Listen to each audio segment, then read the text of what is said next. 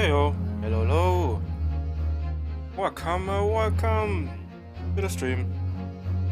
And it is the weekend, another weekend. How are you guys doing? Hope you guys doing well, hope you guys doing fantastic. I'm doing alright, as always. And today, we're gonna playing Atelier Ryza.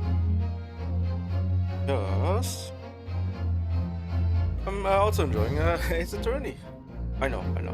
It's different genres. Of course, it's also a visual novel. Plus, it's also, you would say it's a kind of a murder mystery, right? I was called it a murder mystery in a way. Even though there's some kind of not really mysterious. But yeah. So if you're wondering why we're not playing Atelier Ryza today, I just felt like playing Ace Attorney. But tomorrow we go. So if you're more interested in Atelier Ryza, you can come back tomorrow because tomorrow's gonna be my day off. We're still gonna play Atelier Ryza too because on Monday we didn't have a stream. So yeah, gotta catch up on that. So tomorrow, if you're interested in Atelier Ryza, tomorrow we're gonna be doing the golden fights and all the things that attach to it, right? Alright, so today, hopefully we're gonna do the trial and finish it up as well. Yes. Yeah. Because. Yeah. You left like in the middle of it. Alright, so this is part 3 of it. You see how it goes. Also, a lot of reading, so you'll be hearing my voice a lot more. That you already do a lot of me. Anyway, alright, so where did we stop? Give me the history real quick. Like went to the plate of stage, took a picture of the day. Oh yeah, I think it loaded the right save file. Give me a quick check. Okay. I think it was this one, right? Yeah, I think it did. Okay. Alright. Just a memory that's been troubling me. Alright, okay, what kind of memory is troubling you, my guy? What memory? I saw the scene shown in this picture, in this photographic print, with my own eyes that day. Alright. And I saw that on the wooden base of the plate that the steak was served on. Oh shit. Oh yeah, there was blood on that plate, even though I don't know how you would see that if you go back. Think, oh yeah, I need to think really hard. Gotta think really hard. We're gonna, think. We're gonna think was on the the plate, I guess. I guess it was blood. Oh, it's spattering of blood. What? Yeah. You see, I can't even remember the finest details. Sometimes I can, depending on what kind of situation it is. But goddamn, you gotta have an exceptional mind to remember that specific detail. Oh really? And what of it? Obviously, that must have happened when you shot the professor. How is that supposed to happen? I can't even lose blood when I shoot a gun. Well, maybe if you're frail. Maybe you might break a bone, but I don't think you're gonna lose blood by shooting a gun. Unless the body loses a lot of blood, and blood flies everywhere. No, that can't be the case. Take a good look at the photograph, and the relative position of everything. There.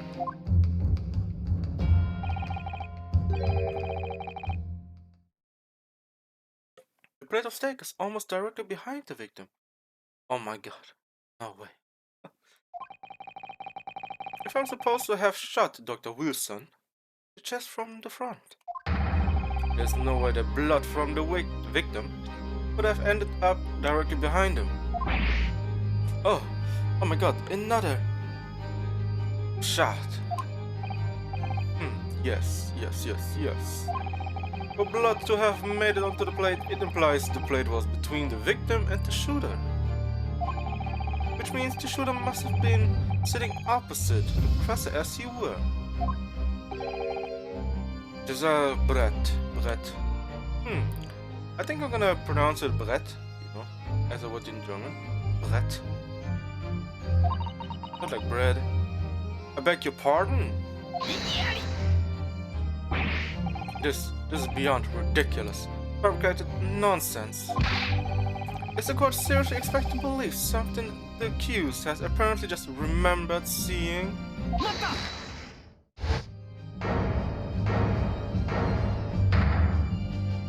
Yeah, he should know, right? This could be the moment that my entire career in the police force has been leading to. Alright, give me them deeds, man. Give me them deeds. Inspector, you mean? Yes, I took the plate in the interest of preserving evidence from the scene of the crime. I took it, meat and all. I don't care if they call me the crime scene thief because of it. You did what? I took the steak that you had been eating, Miss Brett. I took the steak that the sergeant had been eating. And I did it all in the name of justice. Then we can find out for sure whether or not there's a bloodstain on Miss Brett's plate. We must examine it now. Interesting. Inspector, the court wishes to examine the plate from the victim's table immediately. Yes, sir.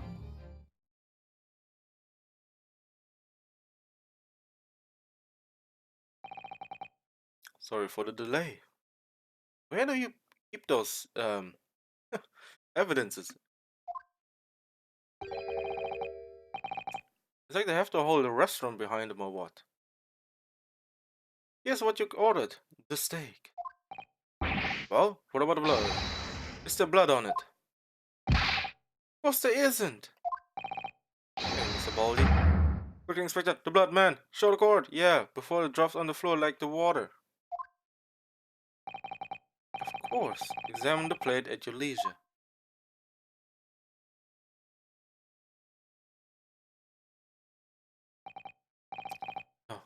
No blood. Oh my god. No blood anywhere. But no. That's impossible. I know I saw it. I'm sure of it. Wait a minute.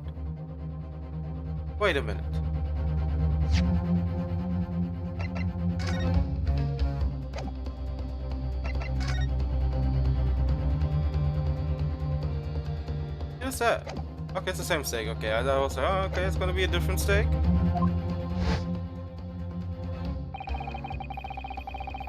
Was there on the table behind the professor? There was blood on the side of the plate.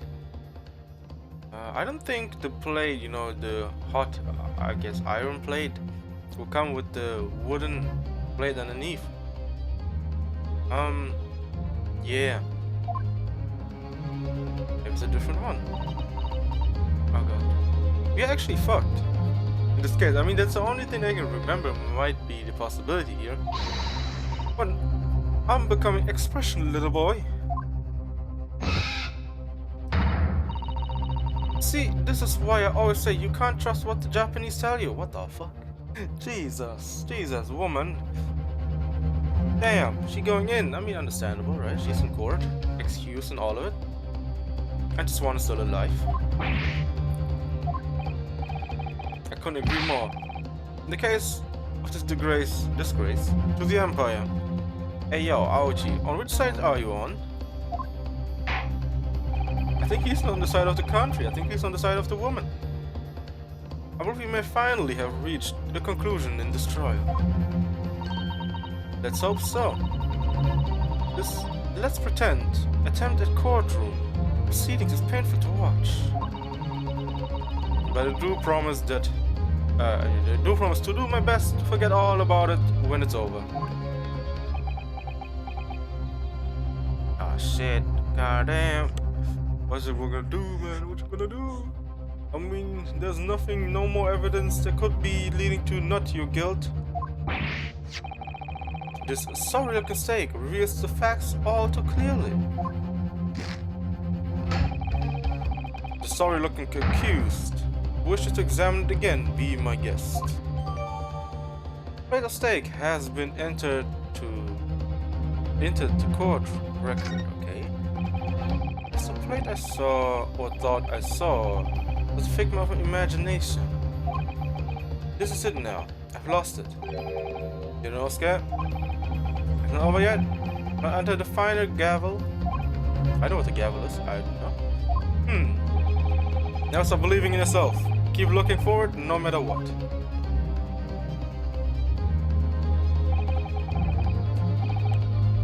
Believe in myself? Really?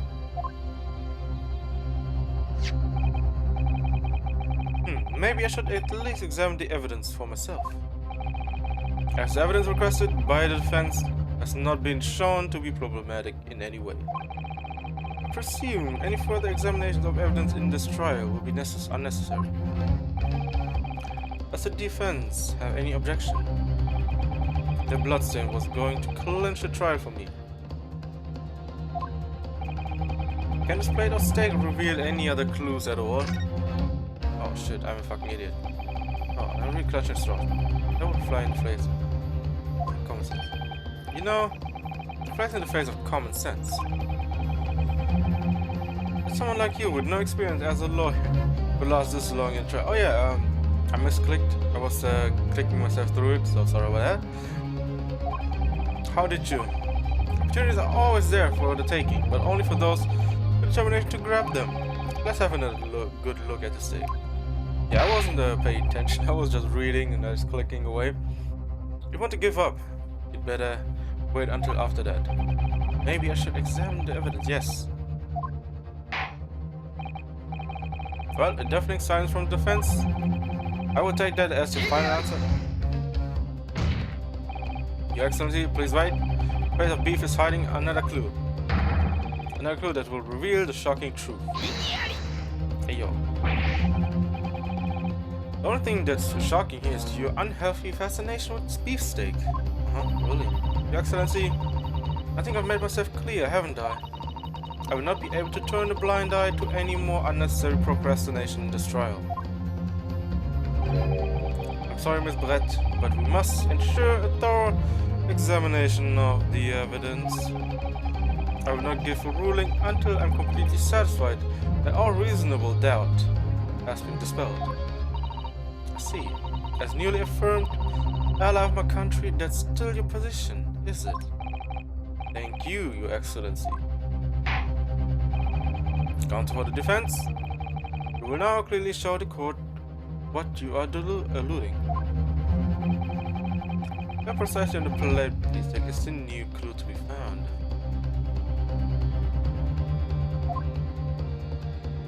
Here.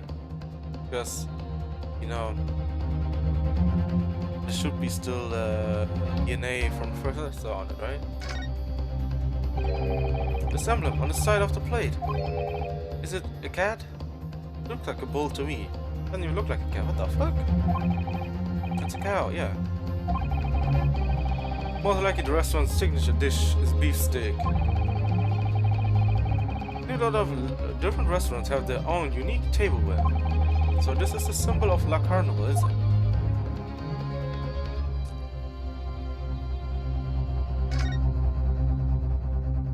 Hey, what? Huh? What in the world is this? I think it's a Koban coin. Its hallmark is from what era? Wait a second, is that from the sergeant's plate? No, I don't mean what is it? I mean, what's it doing there? Wait, did you say it was a Hohe Koban? Yes. Apart from the meat juices, it looks to be in good condition. I imagine it's very valuable. Isn't the first time today there's been talk of a Koban? Hohe Koban, yes. I heard the pearls before swine, but I've never heard bouillon in bouillon. Bouillon? Oh no, wait a second. Well, that is bouillon in bouillon. Seems like it's I guess differently written, I guess. And I don't think you ever will again. This is extraordinary, though this means.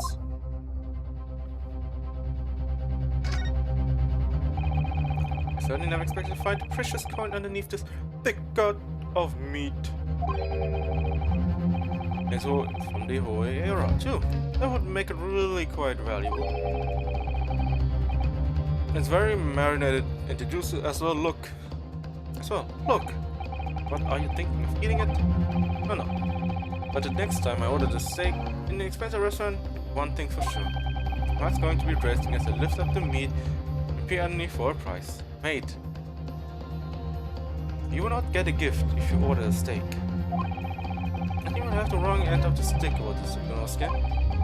Won't go underneath the steak. There's only one logical explanation.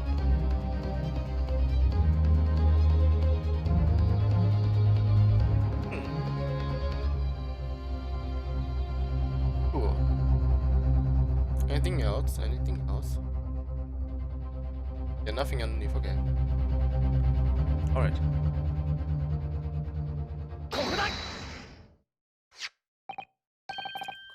Good gracious, let's. Oban? What on earth? The whole era one of there. Miss Brett, what do you have to say to your defense, huh? This is in fact the beefsteak that you ordered at the restaurant day in question, right? On the day in question, is it? Tell me, why is there an old coin seemingly hidden underneath the meat? What a ridiculous question. How should I know? You should know that, right? Should you know that? I've never seen that thing before in my life. I don't know what it is. But I want no part in it. You sure you want a part of it? It's a piece. You know, a piece of that? I failed to see how this is relevant under... I mean, a coin under the meat. That could imply simply have been a careless mistake by the chef in a moment of distraction. Okay, a coin underneath a plate. I mean, a steak. And the plate is even hot. Alright. Don't be absurd. You're supposed to believe that this happened by accident in the kitchen? Yeah, that would be straight up. Please, that would be closing down for that even. A rare Hoi coupon just happens to be hidden underneath the piece of steak. If this turns out to be irrelevant to the case, I'll rip up my ticket to Great Britain right now. He's right, it can't be a coincidence. Your Excellency? Yes, Counsel? A rare Hoi coupon just happens to be hidden underneath that piece of steak. If this turns out to be irrelevant to the case, I give up my lawyer job right now. By all means, don't let us stop you. Don't invite you anyway. Dang, my man dishing it out.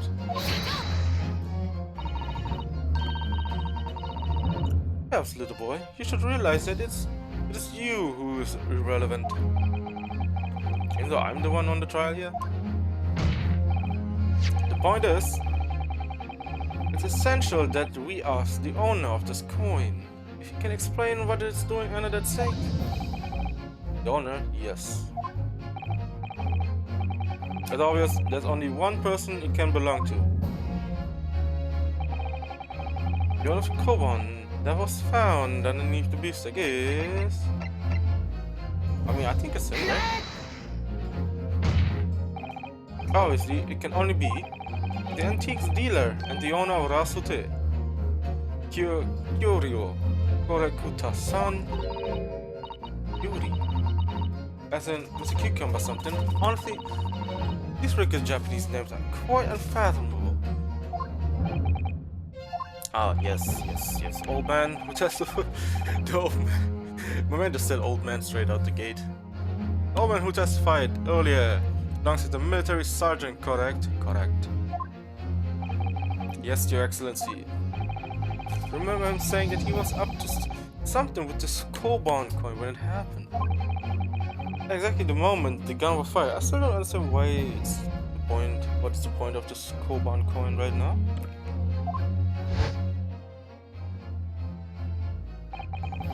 The gunshot interested me not.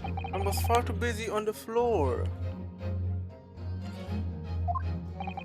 Too busy on the floor? Sorry, what were you doing? Hunting for treasure. Indeed, the Oera Koban, my prized coin.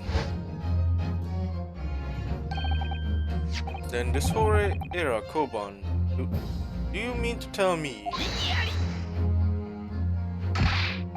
No, please, why would Kuta-san's Koban? Sandwich between the victim's beefsteak and its plate. It makes no sense. Good question, I have no idea. Which is why I'm asking to bring Kuta-san back to the witness stand so we can ask him. Alright, bring the old man back to the table. Officer, bring both witnesses that testified earlier back in here. Without the moment's delay. Oh jeez. Oh god. Oh god, what's gonna happen? What's gonna happen? I can't believe we've come back around to that pair again. I have a hunch, a strong hunch. If we chase down the real significance of this Koban, we find that it's a key element in the case. I mean, I have still no idea what the point of that is, so okay. Please help me out.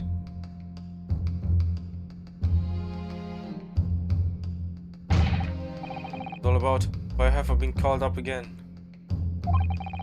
Don't you realize that it's dinner time for little baby Aido? His belly's empty. He's fiercer than a pack of wolves. Okay. So that's gonna stop me now. Exploited by the police, we were like miserable dogs. What's the beer fault witness? And when cast from this courtroom itself, I became a ruined man in a trice. A worthless, withered antique. Well, antique though. Nothing more have I to say. The sun has set on this Rasute shop owner's existence. Be that as it may, Kodakuta-san, someone has to come to light that requires a clarification. As far as your Rasute memory serves, wait, what the fuck?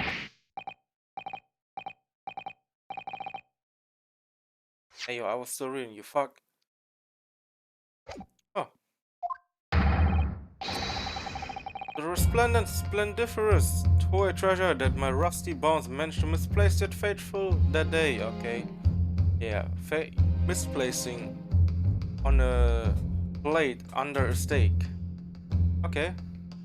Okay. Misplacing, man. Yeah, people will believe your ass. It can't be. As I thought. Young man, enlighten this decrepit old fool. Put me out of my misery. Where was my treasure? Where was it dropped? Oh, I'm not sure if it was dropped anywhere. Yeah, we found your coin sandwiched between the beefsteak and its plate, soaking in the seasoned meat's juices. Sandwich? Soaking? Seriously? Clearly, it couldn't have fallen there by accident. Which means somebody must have hidden it there on purpose. Somebody concealed my whole treasure between a slab of meat and the metal plate. Who would do such a thing? Such an unconcizable. What kind of word is that?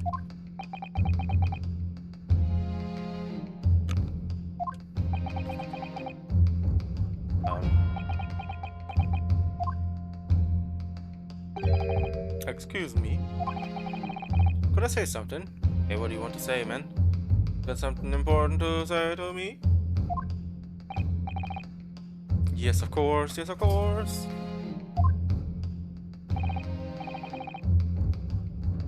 Alright, what do you got? What do you got, man? I mentioned this earlier on the trial, but I was working undercover in the restaurant in order to investigate another case. Ah, yes, that's right. The secret undercover operation. La Carnival is high-class Western cuisine restaurant. Western cuisine restaurant. It attracts wealthy diners, including many foreigners. They're saying recently there's been a run of similarly executed thefts, targeting the restaurant's rich clientele. No of such incidents have been reported to the police bureau. Wicked crimes indeed. Want to nip the case in the butt quickly, especially with so many foreigners being affected. That's why you were sent in undercover, is it? Yes, I took the job of the waiter at the restaurant in order to flush out the criminal. It seems likely that this Koban incident is the work of the same thief. So unbeknownst to us, there was a master thief at work in the restaurant on a regular basis. The place was already the scene of several crimes, it seems. Wait, is she the one who's stealing all that shit? I know what the master thief are, but the identity of the person who stole and hid Kodakuta-san's Koban is all too clear. What? What? I think the court would like to hear the defense view on this matter. Yes, who's the despicable scoundrel that stole Kodakuta-san's Koban and hid under the sink? Damn, is she gonna be playing thief here? Yes, seems like a candidate for the Koban thief. Oh, come on, dude, huh? You shocked me. Oh yeah, I know it's I think it's gonna be the what's his name? It's the sergeant one, because when the coin got mentioned, he looked away. But I want to see. Could also be her, you know. She could be a thief, you know, since I guess there's some kind of stereotypical thing about England, London thieves, you know. Whatever has shocked me. No one could have approached the table unnoticed, even if you're a crazy fool. You couldn't have missed that. So you should be calling Kodakuta-san a crazy fool, Kazuma. It's you! I was calling the crazy fool. Ah, maybe I'm not on the wrong track. Yeah, that's fine. It could have been, you know. I don't believe I can have heard you correctly, Counsel. Let me hear your opinion again. Yeah. Obviously, it can only be you. Sergeant, yes sir, no sir. What? How? How dare you, you monster. Monster? Me? I saw Koban, did I? I'm the master thief of La Carnival, am I? You seriously excuse me of these crimes, cadet? But it wasn't me, it was Ido. Ido's the mastermind behind all of it. Is this motherfucker really blaming his own kid? What the fuck?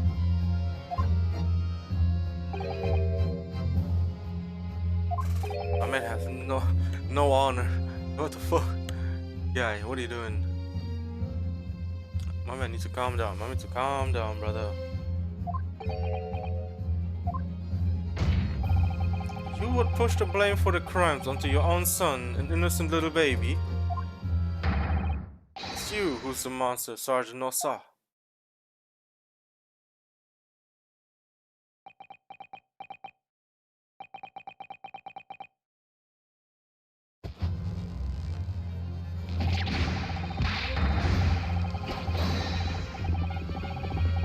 Ah. What the fuck?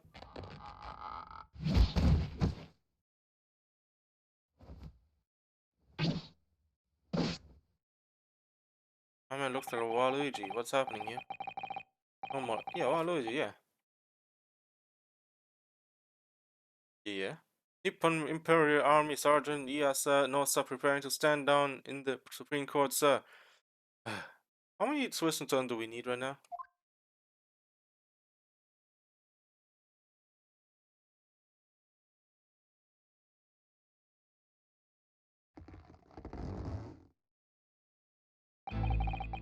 Even if you know, after extraordinarily low wages, the Nippon Imperial Army pays those it expects to keep our country safe.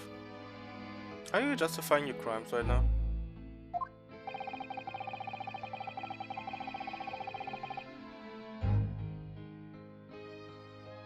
I understand that the temporary increase of taxation owing to the recently added conflicts remains in place. And I've heard it's hard for low-ranking soldiers to make a living, yes. All I want is to put a hot meal on the table for my son.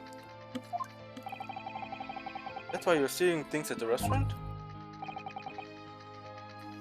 The place is heaving with money. Damn. Every 3 days, I go there and do reconnaissance for the target.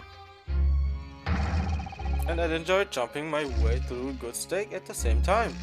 Wait a second. You're going to an expensive restaurant, buying yourself a nice steak, and stealing at the same time. Aren't you losing money in a way? But you could have gotten more money out of it. At the same time, going to a restaurant without ordering anything is also kinda weird. Sounds like he doesn't bother with a knife and fork even, which is worryingly believable. Your target that day was the old man and his koban? Yes, sir. He was an easy mark. I slipped the coin into my pocket without any trouble at all. A veritable phantom thief you are. I was set to leave the steak. I was halfway through devouring when it happened.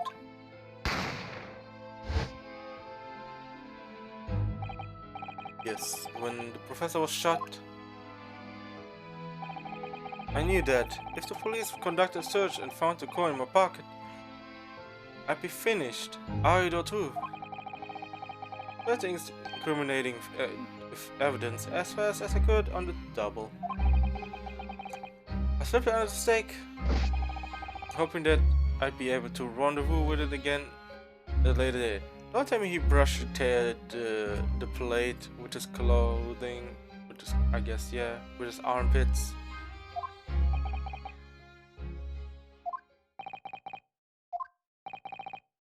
Also, he confessed to his crime in the court of room. He's going to jail. Well, I guess you're getting the worse for your son.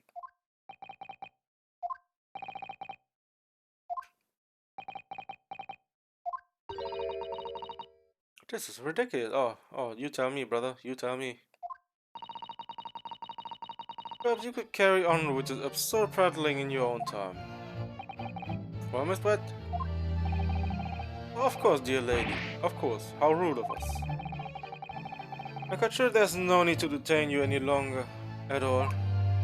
Oh, she needs to still stay. What are you doing, you fuck? Jesus! Come on! May the esteemed gentlewoman please be excused, Your Excellency? No. Needs to still stay here. If indeed. The theft of the koban was clearly perpetrated by this baby-saddled sergeant. It certainly appeared to be unrelated to Dr. Wilson's murder. Oh, of course it is. Of course, man, of course. Hiding coin under a lump of meat? The sheer nonsense of such an idea astounds me. Nonsense? Is it? Well, oof, yeah.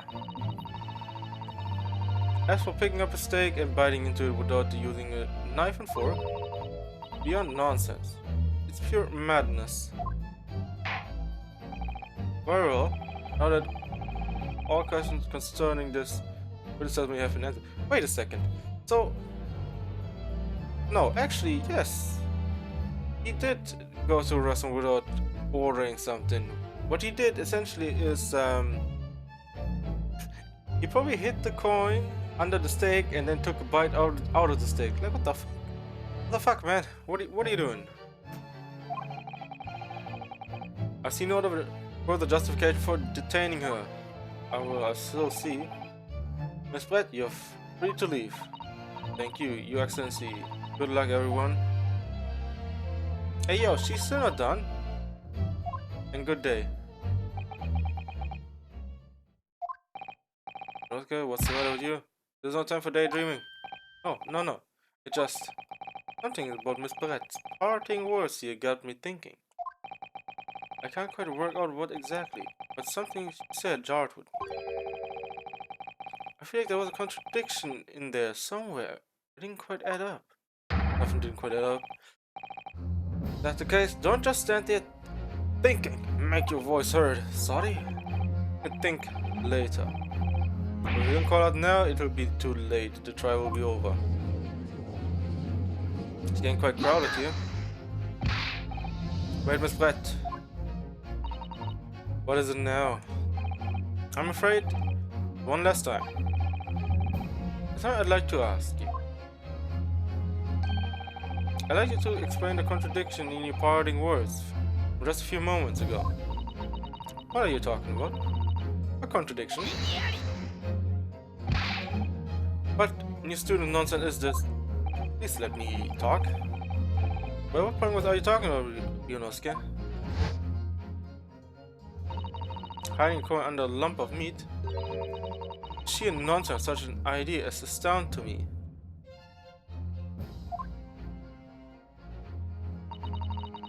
After picking up your steak and biting into it without using a knife. Oh. Wait a second. Is that really...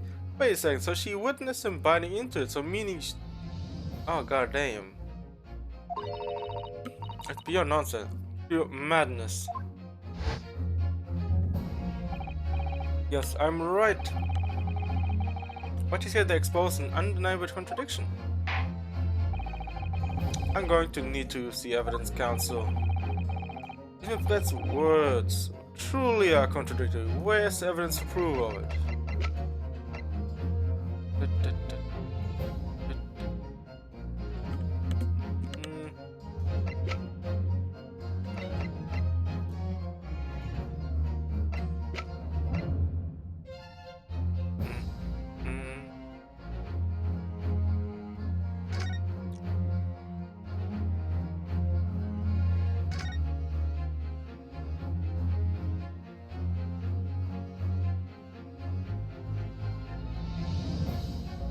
I don't think there's gonna be anything here, right?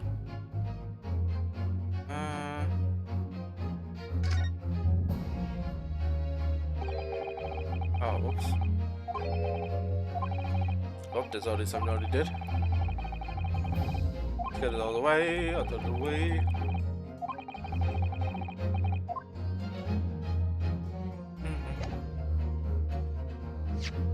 Let's see. No.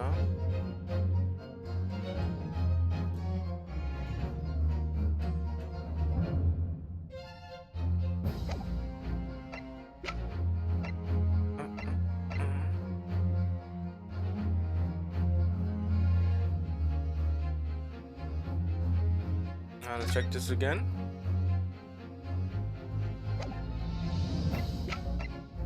You just tried. The steak that Miss Brett had been eating before the professor was killed. Yes, go on. More accurately, Your Excellency. The steak that was on the victim's table just before the professor was killed. Now you're just splitting hairs. Not sure. Doesn't some what the steak strike you as very unnatural? Unnatural? I have an idea. Obvious. The shape of the edge where it's been eaten, yes, it's the other side, right? I see you've noticed it too, Miss Brett. Notice what exactly? Just a few moments ago, Miss Brett claimed no Englishman could even contemplating picking up a steak and biting into it without using a knife and fork. Of course she did. She is a refined English gentlewoman herself. Then take a good look at the steak in particular. Yet, where it's been eaten. As you can see, there's a clear, defined barbaric teeth mark. Barbaric. Alright. As you can see, they are clearly defined, yes, teeth marks.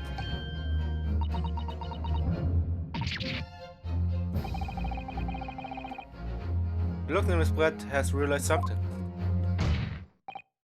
So, if the witness, as she claims, wouldn't contemplate eating anything without using a knife and fork, there shouldn't be teeth marks in the steak at all.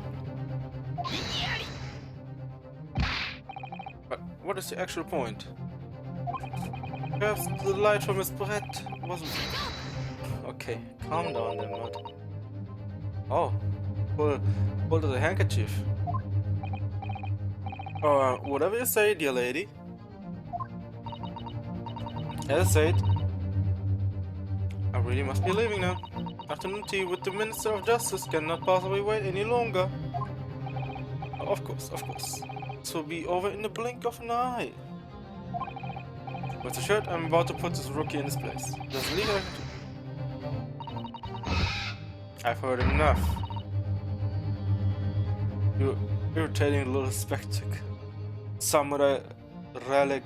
Jesus, she going in. I'm bringing you insult as well. It really is defined. And refined, after all. Dear lady. What's the matter, Miss Brett?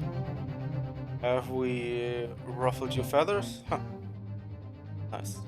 Ruffling your feathers, because she's a swan. Clearly, the witness knows what this means. Do you realize the catastrophic implication these teeth marks in the steak have for her? You're not scared? Do you know where you're going with this? Wait a second. The handkerchief might have the bloodstains on it, right? But at the same time, she wouldn't have that still on her. Kinda weird if she would.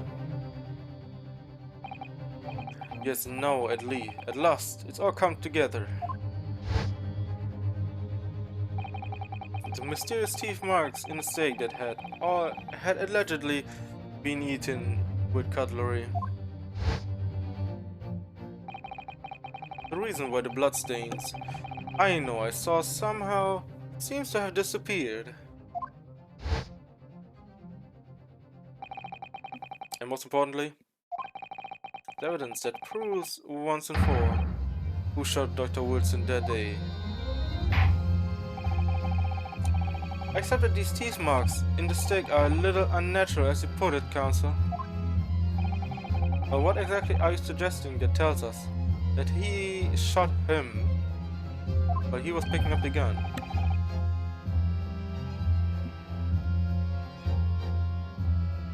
Everything, Your Excellency.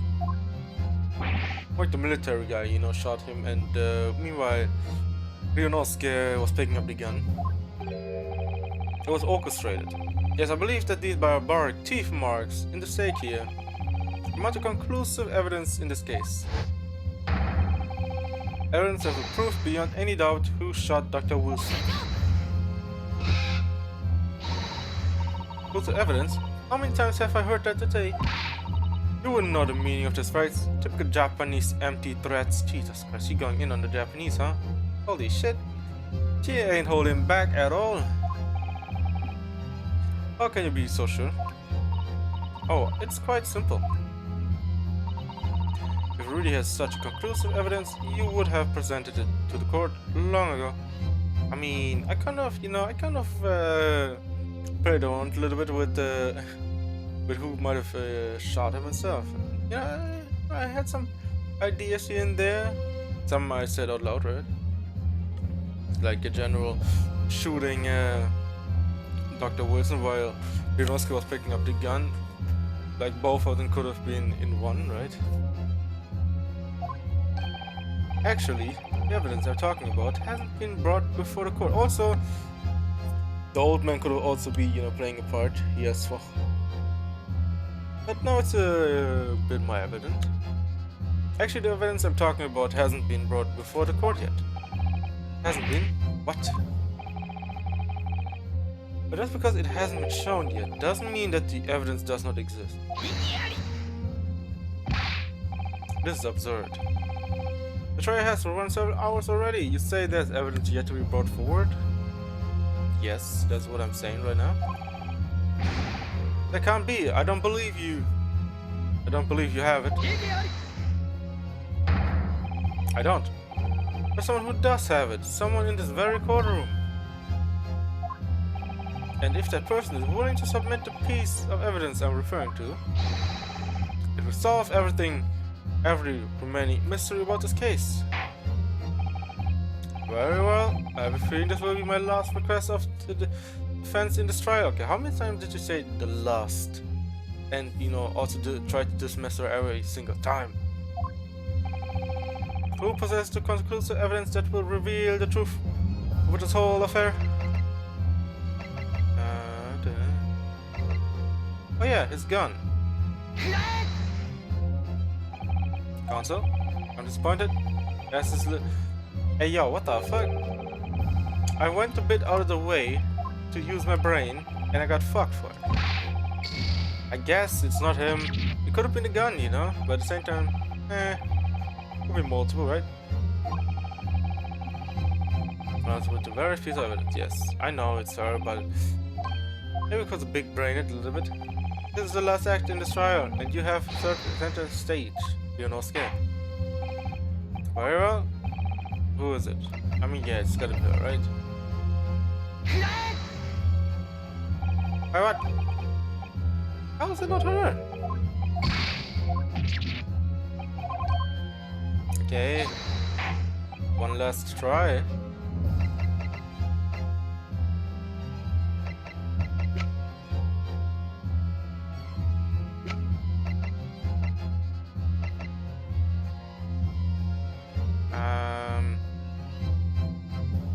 I'm trying to think here.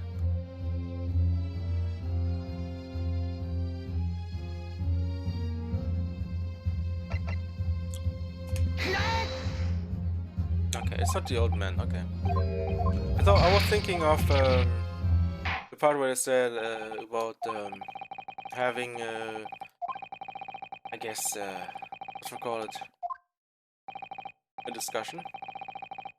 Okay. Yes, I know, I'm guilty, yes, I know, fucking stone me, please. Yeah, my first thought process on the gun, I was really thinking that, yeah, I mean, it might be the gun, right?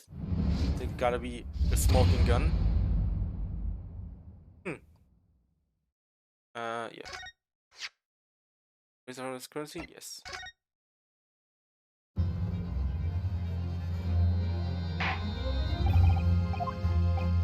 Alright.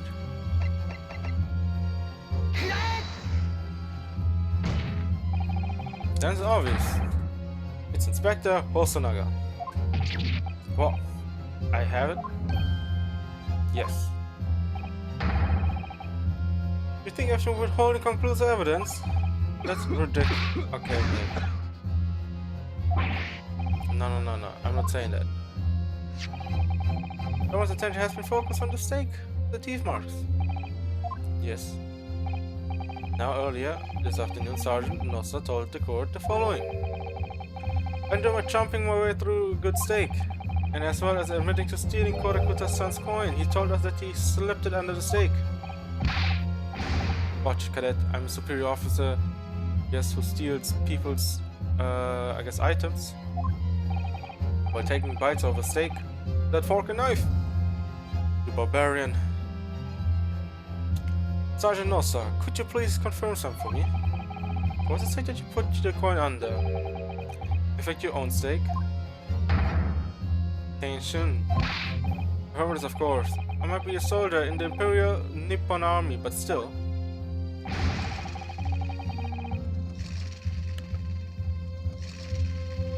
I'm not brave enough to ask a foreign gentle lady if she'd mind me manhandling her meal to hide something in it.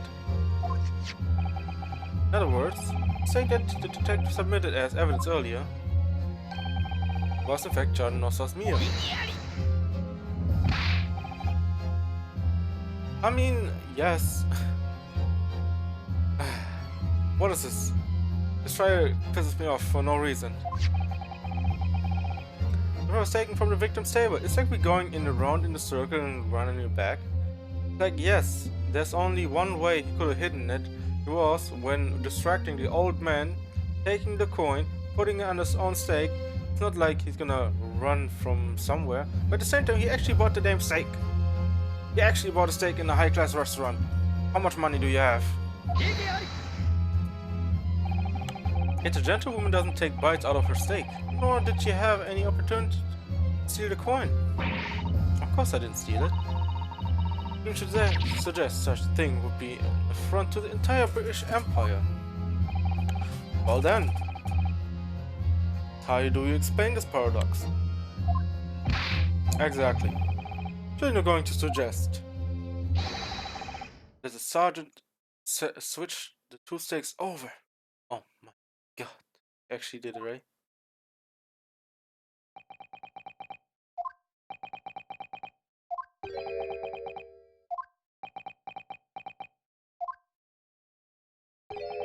You just switch the plates. Well, after it happened,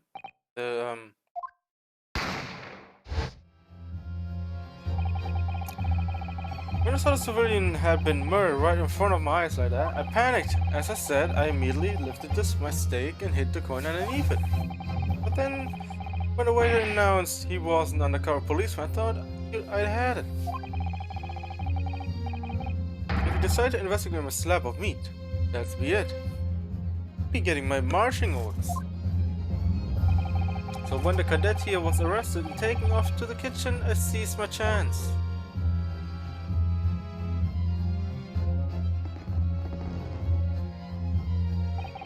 With my military precision and timing, I switched my stake with the one on the foreign lady's table.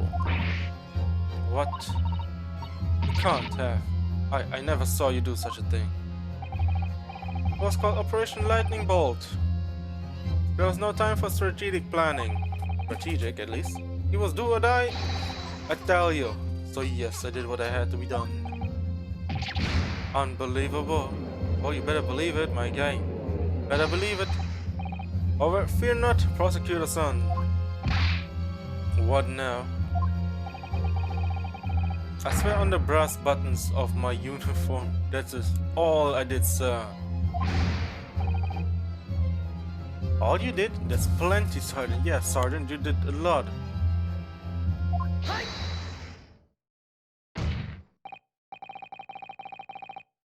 So Sergeant Nossa switched the plates over. It means he took Miss Brett's steak and the plate it was on back to his own table. Yes, that follows. Inspector Hosonaga. Yes. Early in this trial, you told the court this. Said that you had not only taken Miss Brett's steak, after incident also the sergeant's. That to preserve evidence, you had taken both. Oh my god. That's correct. Then please present it to the court now. The plate that was actually on the victim's table at the precise moment he was shot. What can that possibly tell us now? I mean, a cold slab of tough meat? You can't have the slightest bearing on the case. No, you're not wriggling your way out this time, lady. I beg your pardon? Surely you're not that forgetful. Sure you remember the reason why the steak pan promised was to prove such a problem for you, no? You're the ones who decided it was a problem, not me. The reason the defense asked you to see the plate was to confirm something the defendant remembered seeing. Thinks he remembers. I'm quite sure of what I saw, Miss Brett. On the side of the plate that was on the table directly behind Dr. Wilson, there was a clear splattering of blood from the gunshot wound from the victim's to the victim's chest. I believe the defendant's memory served him well. I mean, I guess, you know, the sergeant shooting him is also could be wrong, but at the same time could also not be wrong because, you know, a lot of things happen to be wrong, so, hey, who knows? And now we have the evidence to prove it. The plate you were eating from, Miss Brett. Let us not prolong this any further. Inspector, you will show the evidence to the court. Present beefsteak and plate that was originally on the victim's table at the time of the incident.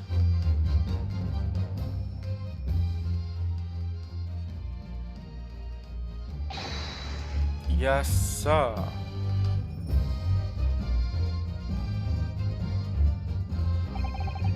Sorry for keeping you. Great, great. There it is. There it is. Finally, we are getting to the parts where we need to be at. Oh, it took us way too long. Too long. Here's the other steak and its plate. Please feel free to examine it.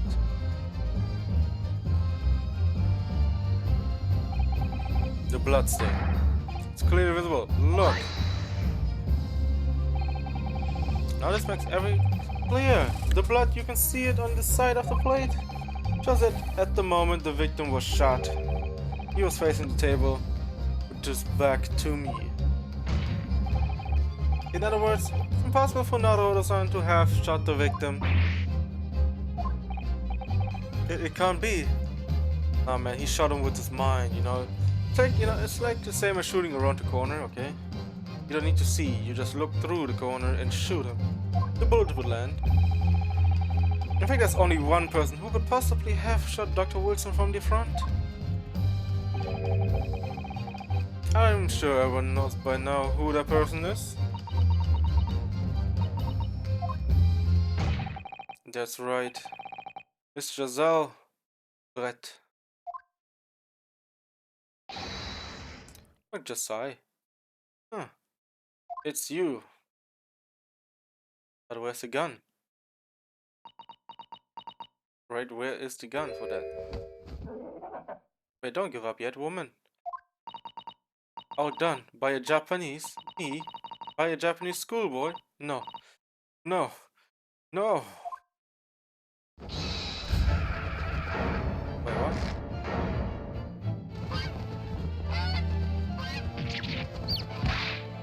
Wait, what? That thing's alive?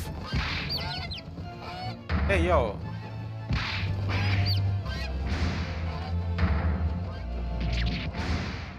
What the fuck is going on? Ah.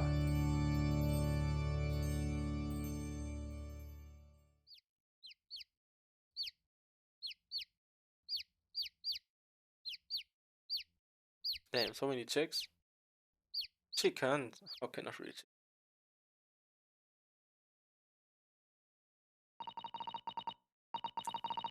Please excuse my little outburst. I briefly lost my composure. Also becoming behavior from an English gentlewoman. Forgive me. Well, Miss Brett, I think it's time you told the court what actually happened that day. Truth this time.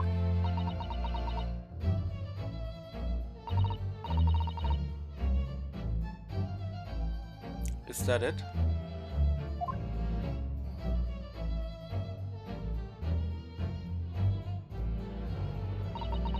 It was I who took the professor's life, using karate. Okay. As a surmise, I chose a particular day for one very important reason. The professor had a dental appointment for the extraction of one of his teeth in the morning. So you planned to kill the professor, knowing that no trace of poison would be found in this water? Because karate is unheard of here in Japan. Yes. Of course, I never intended to remain at the restaurant for as long as I did.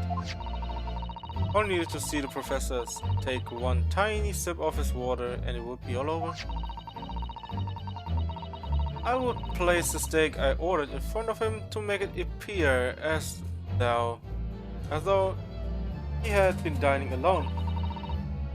I leave immediately, however, before any of that happened, there was an unexpected visitor at the professor's table.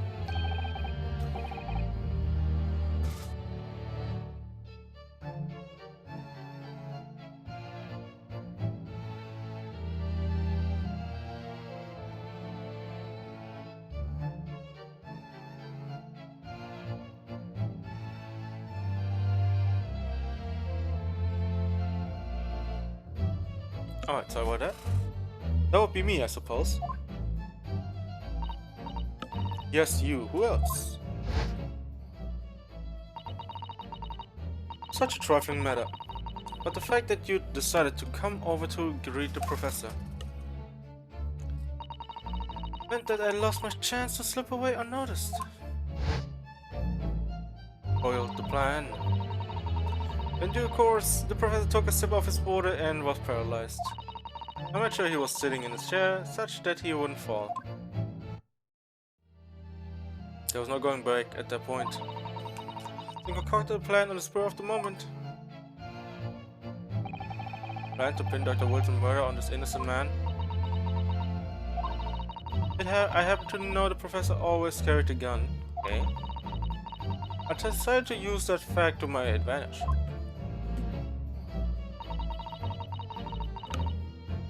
I had a bottle of curare in my handbag and my own pistol concealed under my skirt. No way. I called it out already before. I mean, come on. It's the most obvious trick that you use if you have such a big dress, right? It's literally under your skirt, on your leg somewhere. Under your skirt? But I was right. There were two guns. Yes. And then I finished my coffee and got up to leave. That's when I noticed the professor's gun, which you had presumably placed on the floor. That's why you were sure that I would notice it. And everything went according to plan. You noticed the gun as I intended. And then, just as you bent down to pick it up... Okay, we've seen it like, what, 5, 7 times? Or 8 even? That's when you shot the professor with your own gun. Even though at that point he was already dead. Naturally, the gunshot caused a commotion, at which point the waiter appeared. Also, what's more interesting is how did she actually, got the professor's gun? Did you just ask him to give it to her? Obviously, I assumed Naruhodo-san was the culprit, and apparently I took him to the pantry that adjoins the kitchen and locked him inside. That's when I took the opportunity to turn the professor and his chair around. Because of course, you need to make it look like the fan had shot Dr. Wilson from where he picked up a gun. But why did she kill him though? What was the reason for doing that?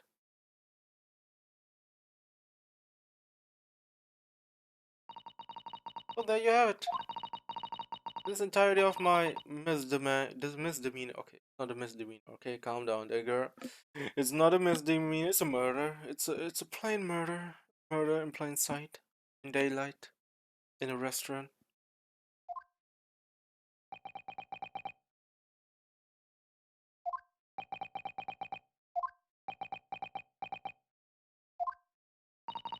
Your Excellency? Yes? I wonder. Might I speak with you in private later? I shall call you on you. A murder hurt myself. Thank you. Good day then, everyone. Wait a second. No. You cannot go. Hope you can forgive me.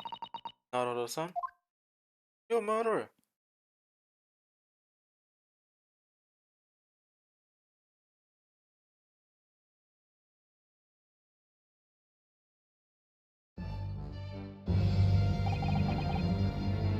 It would seem this trial has finally run its course.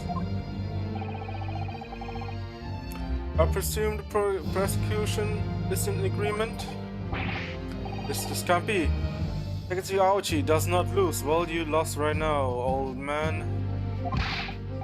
Not to the likes of this rookie student. You better start getting used to the tough opposition. Ryunosuke Naruto. What? Yes? This insult to the Aochi family name will never be forgotten. You've become conceited with age council, but the old have to stand aside and make way for the new. It's the way of the world, and you never forget that. Hey yo, the fuck?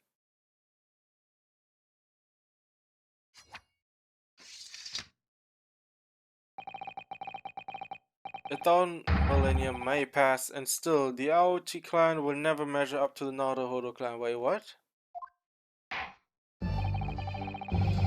This trial in the Supreme Court of Japan. Wait a second, is Naruhodo's clan an actual clan in this world where they're actually good at, at being attorneys? If so, damn. Damn. Well, I believe go down in history as the start of a new chapter in our country's judicial system. Despite being summoned as the accused, Yu Ryunosuke Naruto presented an excellent case. I thank you, Your Excellency. Just failed like 3 times, but okay. Use of evidence and deduction to unravel the truth is modern methodology. Wait, what? Oh, you know what? Just leave it there. After all, it has only been a few short decades since our country opened its doors to the wider world. But the Western ideas of science are rapidly gaining acceptance here.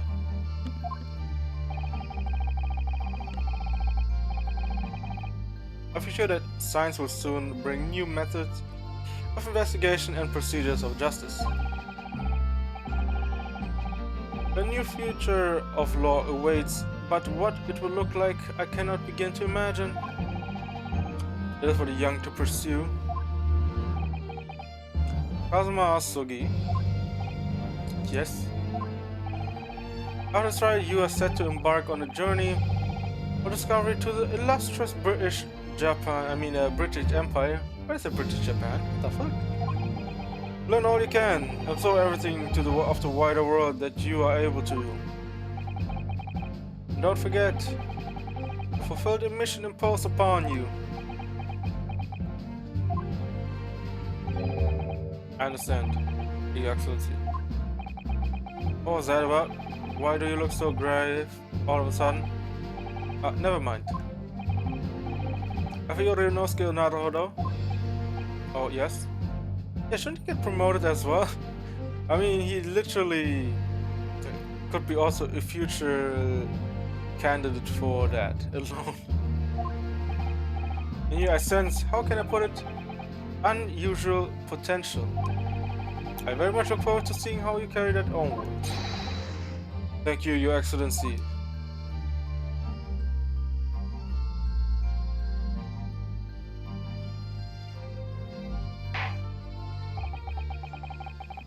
It is time to deliver the final verdict.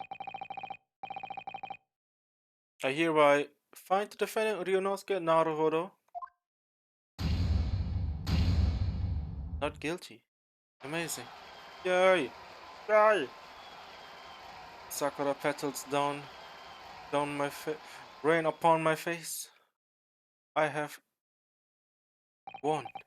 This court is now adjourned.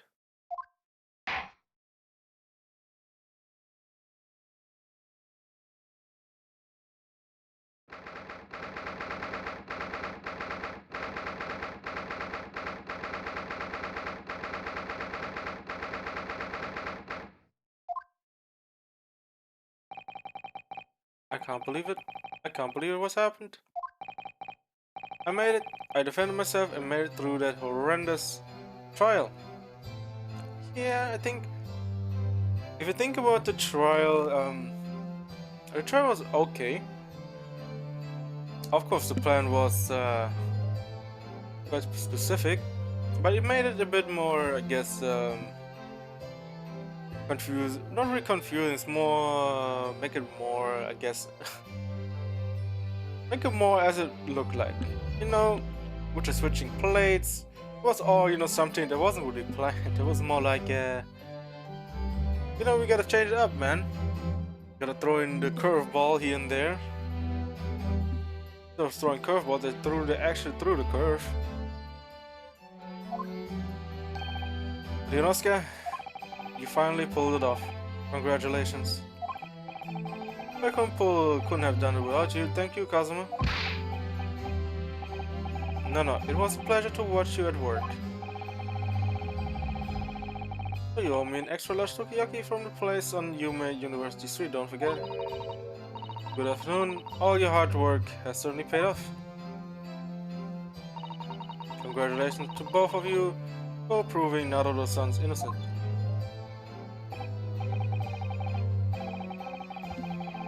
Our trusty judicial assistant. You were charged for that result too, you know. Yeah, the Kurare, I guess without that we probably would have been guilty, thrown in jail, probably, yeah. Who knows what else would have happened to us? Oh, no, I didn't do anything. Thank you so much. If you had that research report of Miss Brett, I don't know how things would have turned out. Your kind words should really be to my father. I was simply doing as he asked. It was the idea for me, was his idea for me to go to the university and investigate. Your father? Ah, yes, of course. Go quickly intruding on your court proceedings, Your Excellency. Yes, you know her. Susato Mikotoba, Judicial Assistant to the Defense. Defense? What's the defense and defense? Oh, Mikotoba? Ah, there you are. I believe congratulations are in order. Naruhodo. You did an excellent job. Thank you, Professor. Oh no, it is I who should be thanking you, after all. You have exposed the true criminal that took the life of my good friend. A good friend? Oh yes, you mentioned that before. It was you who actually invited Dr. Wilson to Yume University, wasn't it? Yes, that's right. Professor Mikotoba studied overseas himself. He went to study for forensic medicine in Great Britain. Presumably that's when you met Dr. Wilson. Exactly. And also we worked together in the same hospital. Oh, you worked together? I've never heard of you mention that before. Well, it was a long time ago. Now, besides, now he's dead. Okay, now he's dead and gone. It's your turn, Asogi. Great Britain is a magnificent country. It's the world. In science, medicine, engineering, culture, and of course, in law. Watch and learn, my boy. See what's happening in the world's largest melting pot. I will. I'll learn all that I can. I swear on this spirit of the Asogi clan. Damn, I don't think you can bring your sword overseas. You're not taking that sword to Grey Britain, are you?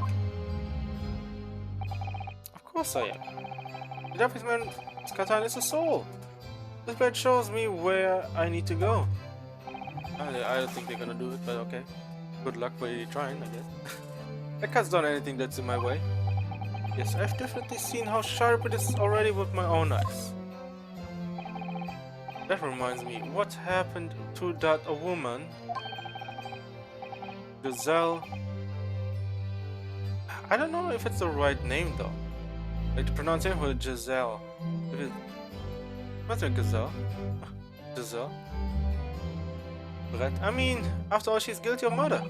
Ah yes, her. It's not easy to tell you this, but what do you mean? Well, she's going to face the trial herself now. It's a true culprit after all. Watch it be some kind of fucked up shit where everyone is in, you know, under one, I guess, umbrella in a way that, oh yeah, we need to do something big, so we need to sacrificial lamb.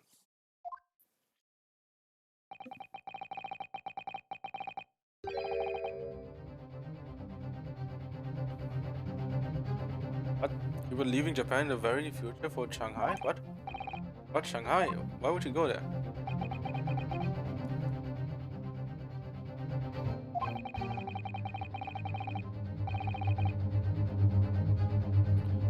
The Brett will not be in court again in this country, I'm certain of that. But why not? It's a matter of consular jurisdiction. What do you mean? What are you saying? What are you saying, brother? You are for battle in courtroom today. Very impressive to watch. What's it all about consular jurisdiction? We cannot try this particular foreigner for crimes here in Japan. Why not? Why is that? Why is that? Maybe it's because she is from England and she literally killed one of her own people? Maybe that's why? And who's going to bring her to justice? I am. The British Consular Court will hear her case. Far away where our voice can't be heard. Oh, interesting. But isn't this a matter still with the Japanese because it was like a signed a contract or something like that? But why a consular court? Professor simply don't understand. I thought consular courts were a thing of the past. Now that we signed the Friendship Treaty. Yes, in normal circumstances, you're right. Then, so long as this is not a serious incident of a highly political nature to our respective governments, they can't invoke consular court just like that. Oh, can't they? Yes, she's a student, but it doesn't justify our governments making secret agreements about her fate, does it? Something strange is going on, yes. She's also someone who came from England to study abroad in Japan, and Japan has, ties to that specific, I guess, treaty.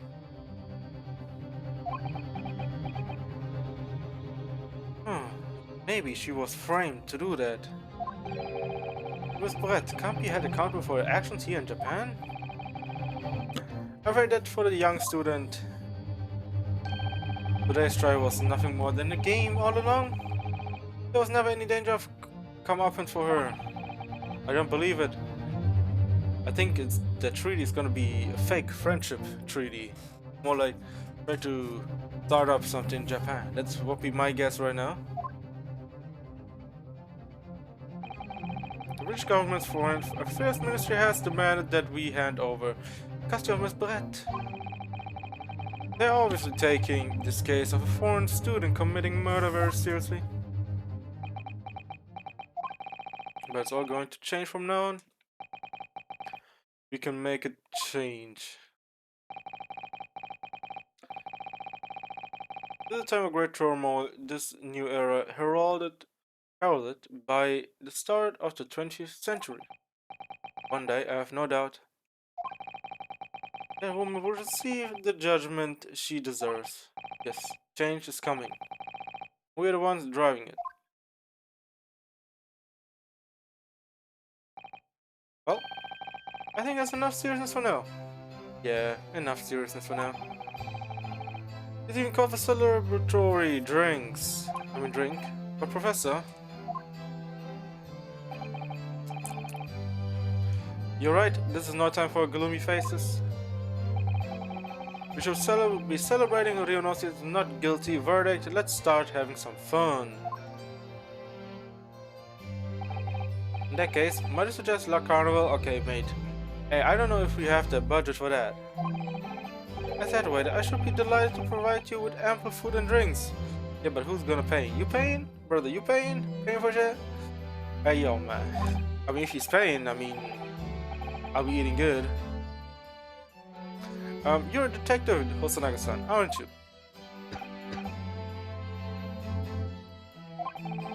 Don't worry about the details for now.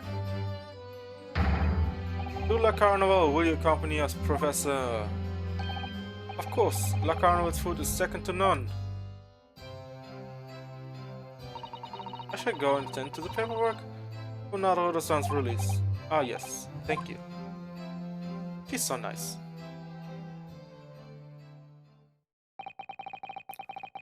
So Giselle, but won't be tried here? I suppose that means I'll never know. I'll never find out why she killed Dr. Wilson. Kazuma? Kazuma? Yes, Ryunosuke. I want to say thanks again, that's all. You really saved my skin today. I didn't do a thing. You were the lawyer in there, weren't you? That defense was all your own work. Skills make a difference though.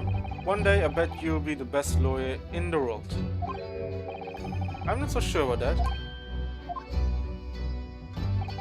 To be honest, something kept occurring to me over and over again during the trial. I kept on thinking that maybe you're the one decided to become a great lawyer, not me. Oh, come on, no, come on, be serious. If I helped you today, it was only right at the very start of the trial. But you have a natural talent for it. For being a defense lawyer. I mean. Oh no, not me. All that tense verbal combat. I don't meant to go through that again. I did what you told me to do, that's all, because I knew I could trust you. That's the point. Alright? What do you mean? That's the point. Listen, Ryunosuke. Do you know what the most crucial weapon is that any lawyer needs in order to win? I guess words? I would say not only knowledge of law, also maybe picking holes into, you know, into, I guess, statements and all of it. No, the ability to believe. Really? Believe? Really? Believe? To believe what? The defense lawyer has to fight for his clients. He has to believe in them at all times. I mean, I guess you need to follow. I guess you have to believe in your client, yes, but I think that's the only thing you have to learn to do that. Like you believed in me when I said I didn't do it. I'm human, just like you. I don't have some superhuman ability to know the truth. But you have to make a choice about what to believe in and stick to it when you're defending someone. I mean, in this case, it was much easier for him to believe himself because he knew what he was seeing. So yes. I think in the courtroom you can really be backed into a corner. But being able to remain faithful to what you chose to believe in, even then. Well, that's not something that anyone can do. It takes a special kind of person. Believing in your client. Let's look at today's trial. I'm a student lawyer with precious little real experience, but you never stop believing in me. Well, you faced seemingly hopeless situations time and time again, but you never stopped looking for the truth. And in the end, you found it. For your own efforts and because you never stopped believing in me. Thanks, Cosmo. Oh, wait a second. Oh yeah, I mean, in this case, he was... yeah, I mean, we became our own lawyer, and he was just the assistant.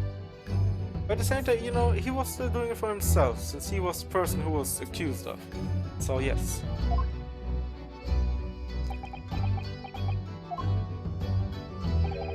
There's something I want to ask you, actually, Ryunosuke. Well, it's a favor, really. It's very important to me. It's serious, sounds serious. What is... Ah, you're still here, are you? Oh, Inspector Hosonaga. I heard some rickshaws for us. Thank you. We'll be right there. Rickshaws? You know rickshaws. We'll pick up this conversation again later. He's celebrating right now. First court victory. And your study to Great Britain, don't forget. Okay, how the fuck? How the fuck would you literally stop in the sentence and then you keep on talking without addressing it again? Like, my curiosity will not stop me from hunting you down for that question. What is it that you want to tell me, please? Ah, yes, that too.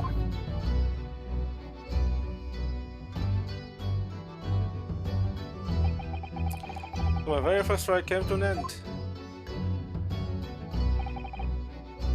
Kazuma Urasami Kotoba. Look, the son who acted as my assistant. With Hosonaga, who didn't really play much of a part, but still, yeah. It was because of the help and support of all these people that I managed to get through the trial.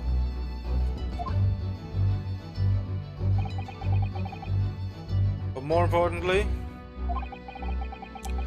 Kazuma hadn't yet managed to ask a favor of me. Yes, what is the favor? I still want to know. Little did I realize just how much it would change my life.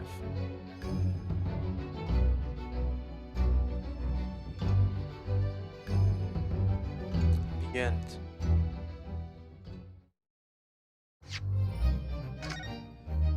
Time to save. Damn, that was our first trial? Jesus.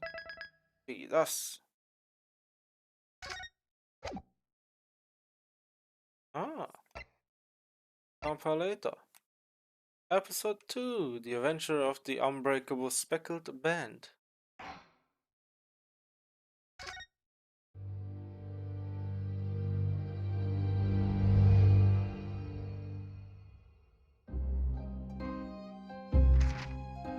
狭い部屋の片隅、深い闇の中でホームズと私は息を潜めて待っていた。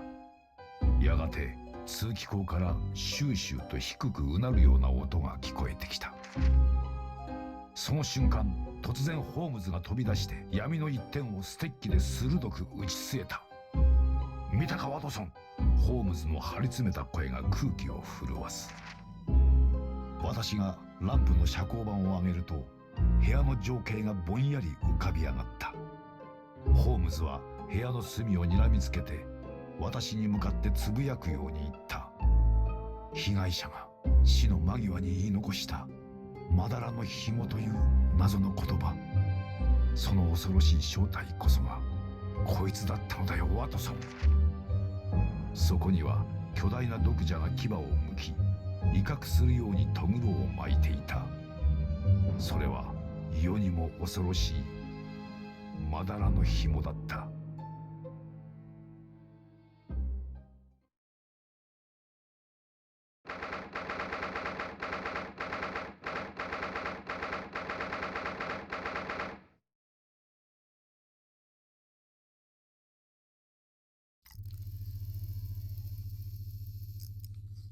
それでは謎解きを始めるとしようか。この奇怪なる殺人事件、その真相をね。失礼。犯行時、扉は内側から缶抜きがかかっていた。缶抜きに細工された痕跡はない。犯行の際、この現場は完全な密室状態だったわけだ。被害者は死の間際にメッセージを残したようだ。ここに落ちているインクを使って書いたと考えられる。ロシア語。どうやら被害者はロシア人ということか。文字に全く乱れは感じられない。被害者は相当意志が強かったのだろう。見たことのない妙な文字だな。筆跡はこのメッセージとは明らかに違う。いや、これはむしろ人種が違うと断言してもいいかもしれない。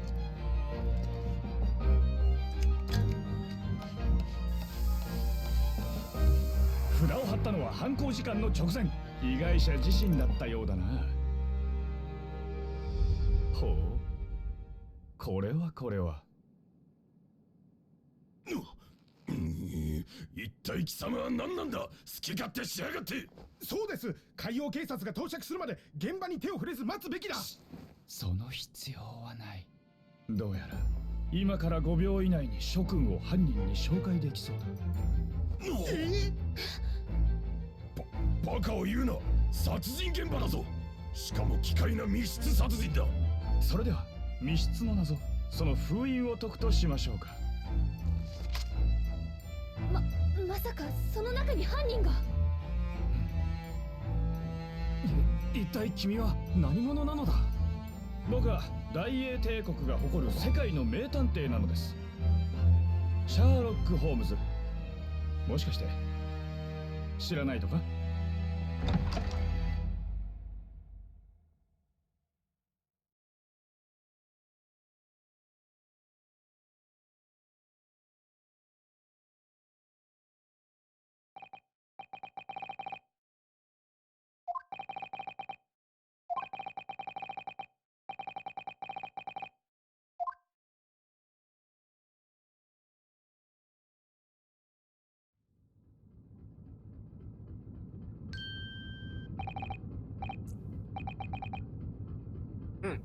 Alright. We're on a cruise ship. Or whatever kind of ship it is. Wait, I can't move. Okay, what the fuck? What the? Why am I in handcuffs? Yeah, good question. Why in handcuffs, brother? So you wake up now, huh? I had to drag you out of the wardrobe. I don't believe how... But not wake up. You are true cold-blooded, man. True cold-blooded. You found me then. We found you, and now you pay. Criminal Karimana, how long are you hiding in that tiny wardrobe? Sorry. Now you found, it is time to admit your crimes. Unless you want to find out how cold the ocean is. No, I tell you everything. There's only one thing I'd like you to know from you. That... Why did you do it? Why did you take his life? Was that all? Shit. Wait, what did you just say? Take his life. Where is he? Where's Cosmo?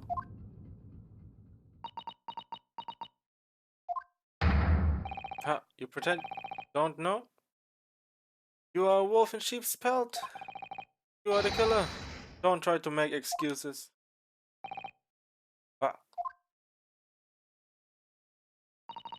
Kazuma's body was discovered not long ago. Wait, what? Here. In this very cabin. The whole bolted shut from the inside. His body? Please. Don't try to tell us you were doing this terrible thing in your sleep. Cosmo's dead? But he can't be. And these handcuffs. Sure, you don't think I have to know. Why did you take Kazuma-sama's life? Answer me, please. No. Wow. I can't believe it. Can't believe it, man. I killed my boy. He was my best friend. That was 2 short weeks ago. Are you sure about this? Won't we get in trouble? Don't you find it fun to being stowaway? Then how else would you come to England with me to study? It was really something else when they brought your luggage in here earlier, though. A little Russian crewman just tossed your traveling case onto the floor. I was going to die. Yes, I still can't quite believe that. I really didn't think you'd be able to fit inside my trunk. You must be even less of a man than you look. Honestly, I thought I'd broken every bone in my body.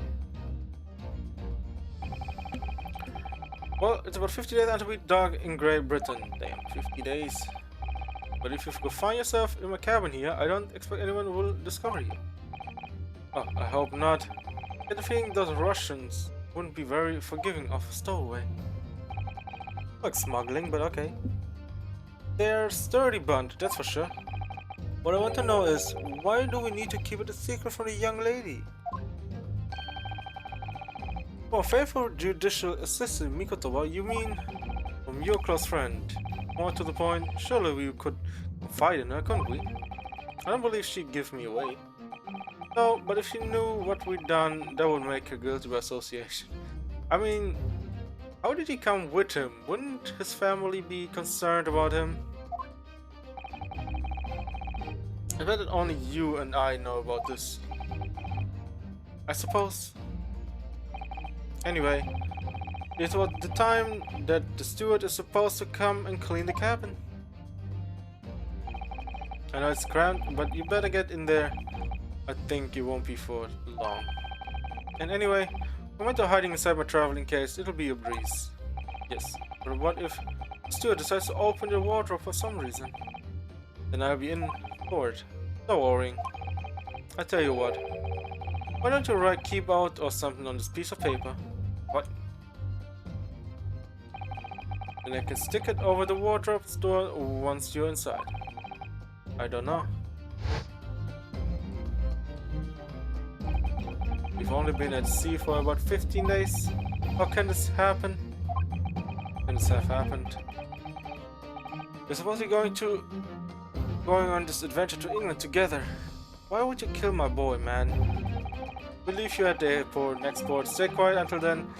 Don't make more trouble for yourself. Murderer. No, I'm not a murderer. Said it before. You said you admit everything about your crimes. No, that's not right. I mean, yes, I did stow away on the ship, but murdering my best friend? No one else could have done it. Admit the truth. Sato-san?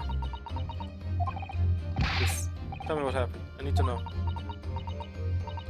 Very well. But there's something I would like to ask of you too. Those eyes. She looks like she's ready to destroy me. This nightmare is getting worse by the minute. Because all I can do is try to find out what really happened.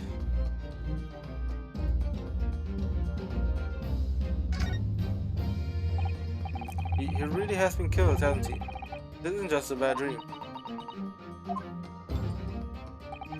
And these handcuffs. They think I did it. They think I'm Kazuma's killer? When I found him, the cabin was locked from the inside. What do you mean? There's no access to the cabin via a porthole window. And the bolt on the door can be operated from outside. Right? In other words, after the crime, the culprit couldn't have escaped these four walls. Wait a second, the window and the bolt on the door can be operated from the outside. Yeah, but you can operate from the inside out to the outside, right? In other words, after the crime, the culprit couldn't have escaped these four walls. I'll put it in a way, the culprit can only have been somebody inside this cabin. Or do you have some other explanation? This is impossible. How did he die then? What happened exactly? Are you still going to deny the charges? Even despite the circumstances? Please, Susato-san. You have to tell me.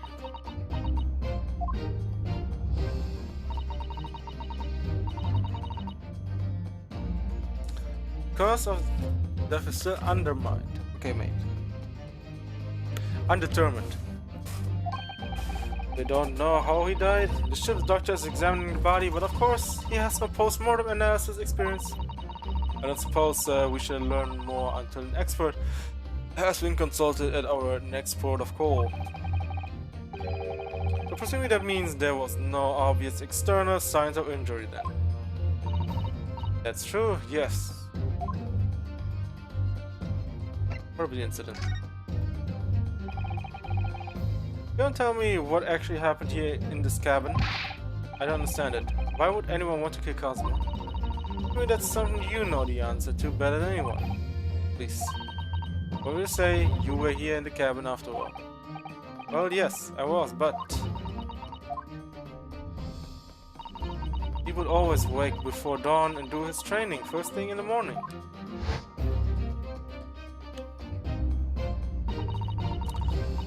I was waiting outside his cabin as I have every day so far on this voyage, but this morning he did not come. I could sense that he wouldn't. Does that mean he was already dead when Susato-san arrived at his cabin door? I wonder. I knocked, but there was no reply. Then I started to become worried, so I went to find a member of the crew. The crewman forced the cabin door open, and when we managed to get inside, there was Kazuma-sama collapsed on the floor.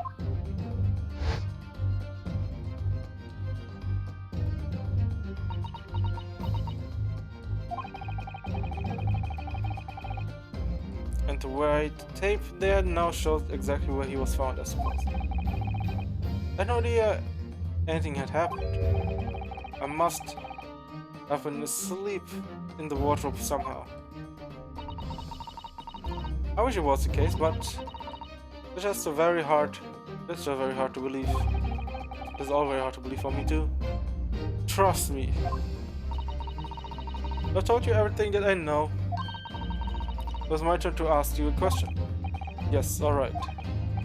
Oh, my head feels so heavy. Just throbbing like anything.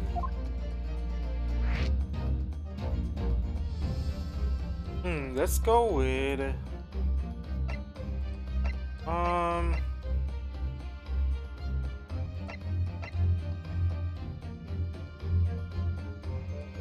Let's go with Zoe.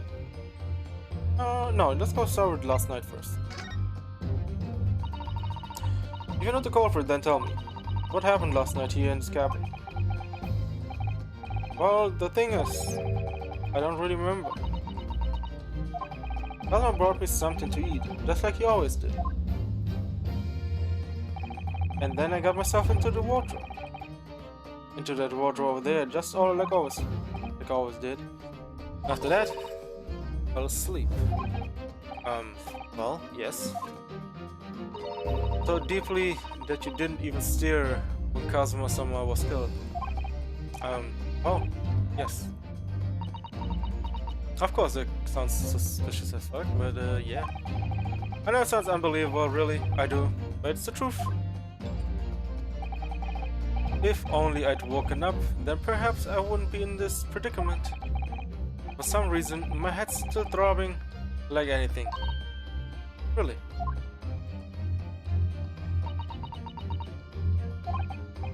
Is something wrong? Oh, no, it's... Please, forget it. So, son, you have to believe me, I didn't do it. I really don't want to doubt you. But the trouble is, there's no one else who could possibly have done this.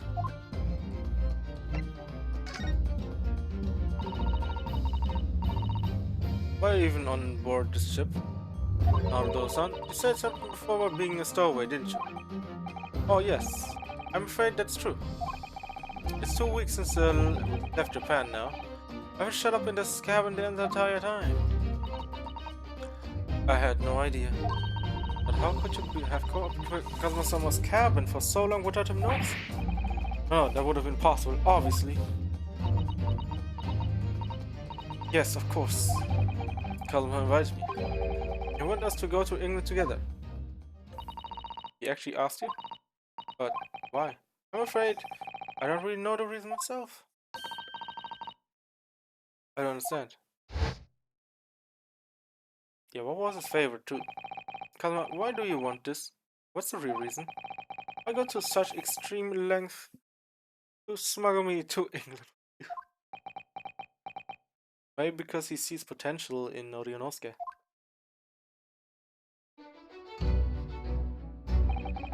It's an idea that's been on my mind ever since the end of the incredible trial. I think I told you then, didn't I? You ought to become a lawyer yourself. Well, yes, you did say that, but I didn't think you were serious. You have a talent for it, I can assure you of that. I've never really thought about becoming a lawyer. Well, that's something you can decide for yourself. London is the spearhead of cultural development, the center of the world in many ways. There can't be any harm in seeing such an important place with your own eyes, can there? Well, no, no, definitely not.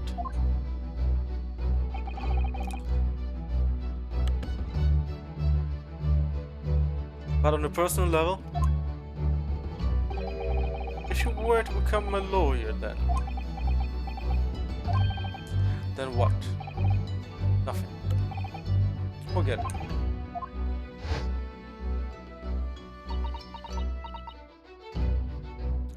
Wait. Let me read it again. What do you meant by that?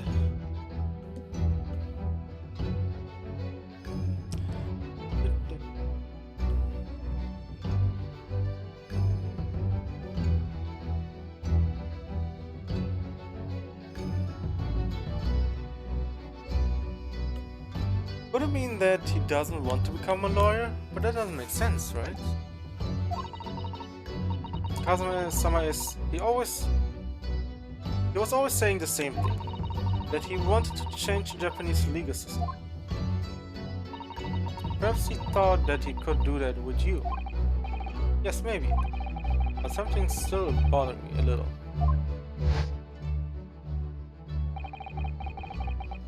The look in his eyes there. It was darker than I've ever seen before. Susato-san, I'm sorry that we kept it secret from you. Stowing away on the ship, I mean. Well, Kazuma-sama, I expect he was trying to protect me. Avoid me becoming guilty, but... oh, she knows already, okay. That's exactly right, yes. But perfect in fact. Smart. She's smart. Kazuma, I don't understand. Why? Why did this have to happen? I can't take this. Don't try to go anywhere. You're the perpetrator of this crime. You can leave. I can't allow that to happen. I'm sorry. But Kazuma was killed right under my nose here. And I didn't do anything to stop it. And now I'm supposed to judge? To sit around? My hands tied? While whoever did this walks free? No. I can't allow this to happen. Well, what do you propose to do then? I'm going to investigate. I'm going to find out exactly what happened here. I'm going to work out who took Kazuma's life and how and why they did it. I'm sorry, but you're going to have to excuse me. Oh shit. I should straight up put your ass down. How else is supposed to take that? It's just what? What martial art form is that? I'm going to need you to prove it. Sorry, prove it. Yes, your innocence. I need evidence. But how am I supposed to? Have you forgotten already what you achieved just a few weeks ago? Successfully defended yourself in the court of law? Ah, I see. He's going to present more, some conclusive evidence. I have to get Susato-san to believe me. I'll show you some evidence right now.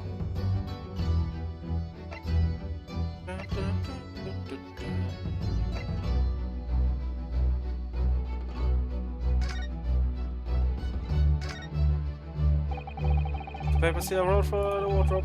I remember really working hard to make it. I never forget how Kazuma reacted. I expect the Russian crew be able to read that. He said. So I was sure people would get the idea, even if they couldn't read it. So we used it anyway. And it worked. I don't know if the crew thought it was creepy or what, but no one opened the door.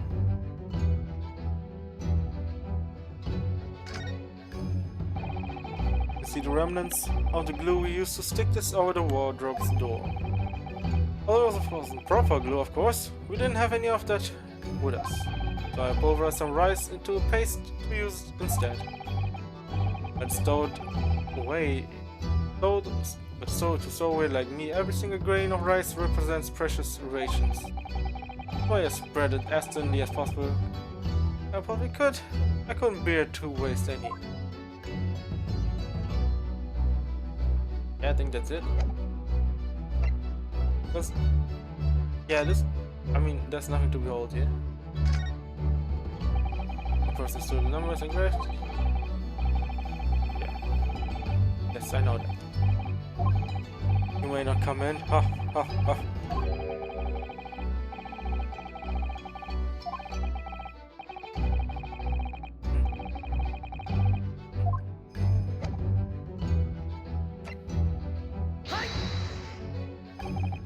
Tell me, when I was discovered in the wardrobe before?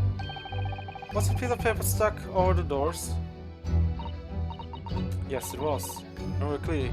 Yeah, if the thing was stuck to the door, how could I put it back on again when I go inside? That's also a custom. I always put it in place whenever I went to sleep in there, just in case the cabin steward or another crew member decided to look inside. So naturally, he did the same last night as well.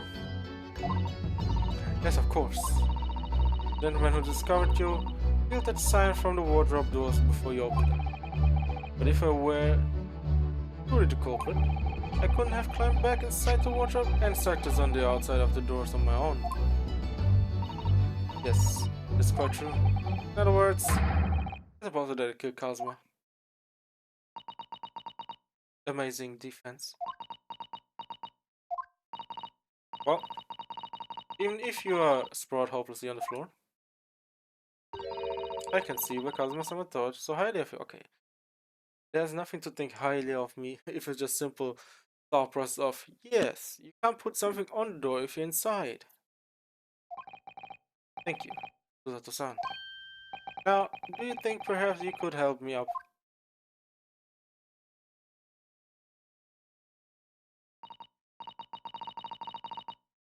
Well, in the light of the evidence, I don't see any reason why I should stop you from investigating here at least. Thank you, so you finally believe me? I'm sorry. No. What? Why not? What? I'm not sure yet. Hey, why are you not so sure yet? Tell me.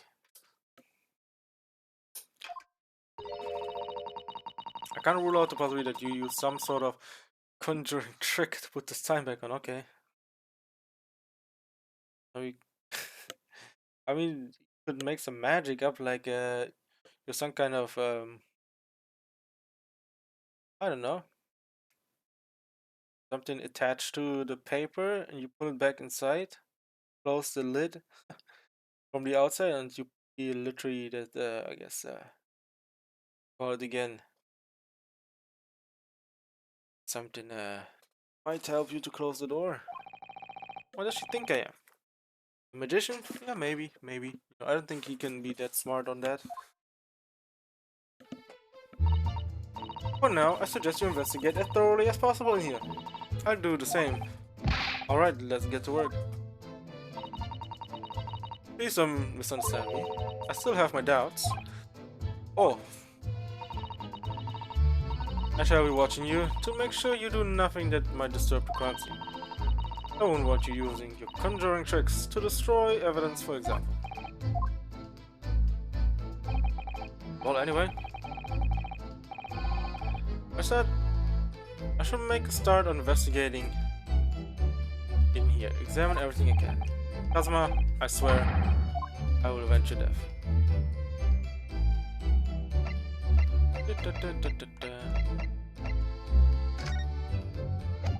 Alright, examine. Let's go.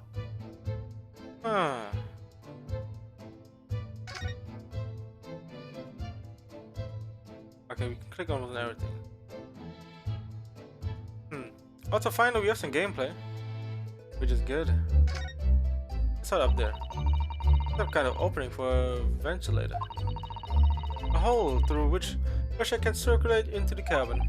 Isn't that a little odd? What do you mean? Well, this ventilator, if that's what it is, Looks like it must be connected to the next door cabin. Yes, it would appear to. You're right.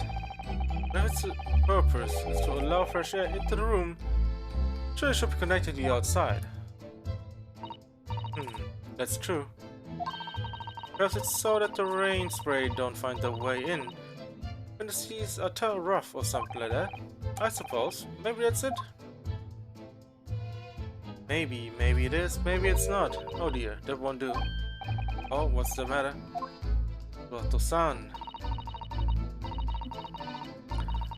Whenever I'm examining things, I always find myself so focused. I forgot to look around properly. Oh yes, that's not good. I don't suppose you are as foolish as me in that regard, are you, Naruto-san? I mean, that's why you have to use all the... I mean, yes, I've been doing that. I'm sure you are careful to look all around using, yes, the touchpad, yes. Or whatever it's called. Radical. Now let's investigate all corners of this cabin. Yes, let's do that. I suppose my field of vision has been rather small until now. I mean, yes, that's how I found this.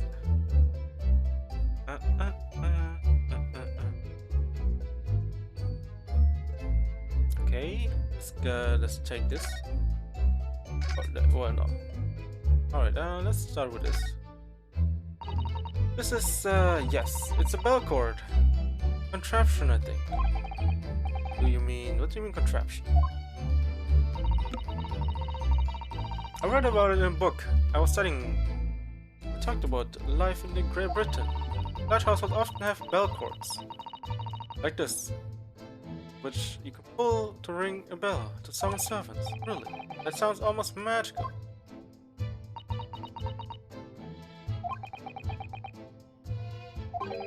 Shall we give it a little try? Yes, in the interest of cultural research, obviously. I mean, she's pretty stoked on pulling that cord.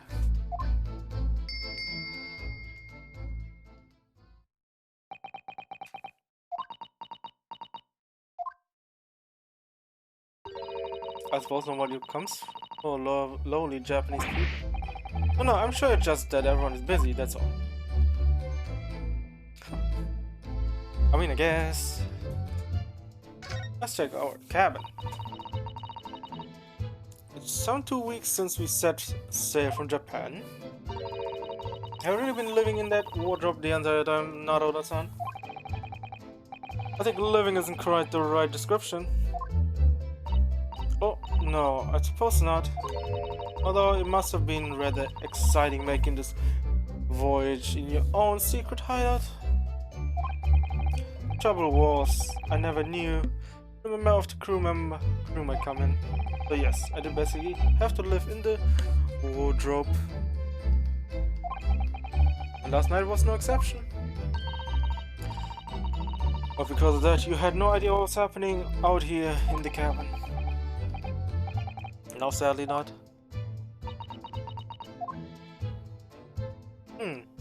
Alright.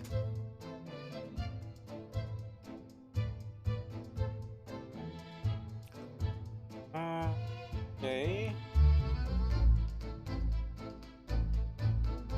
Alright, let's click on this.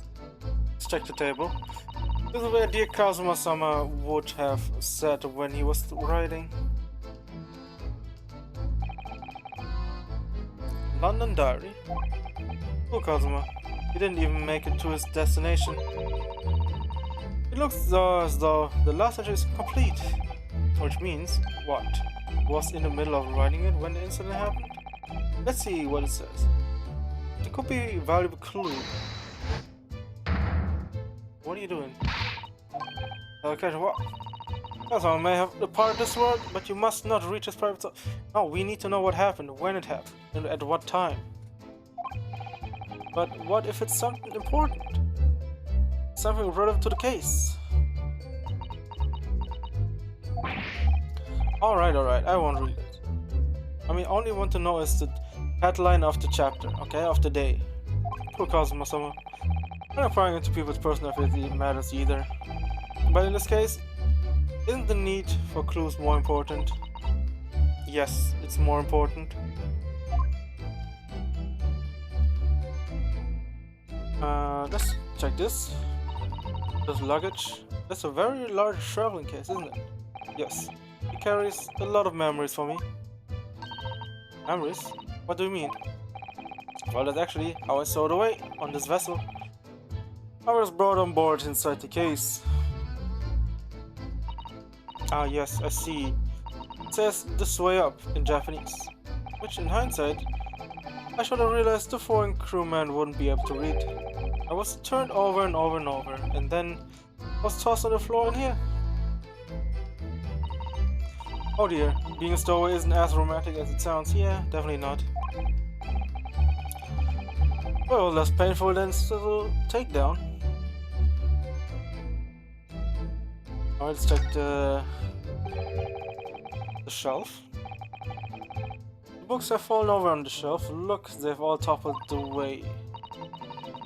And what's this? A statue of some god of the sea, although he's fallen over as well. Yes, it's almost as the whole shelf has been ransacked, and everything mown down at once. I wonder if... Because of what caused my someone doing his morning sword training, do you think? I seriously doubt that. Then perhaps... It was you, not Odo-san. In a fit of rage. I wouldn't have bothered leaving the water just to mess up a few books in the statue. But the way things have been thrown about have anything to do with the case, I wonder. But I just set everything straight again. I don't like to see a mess.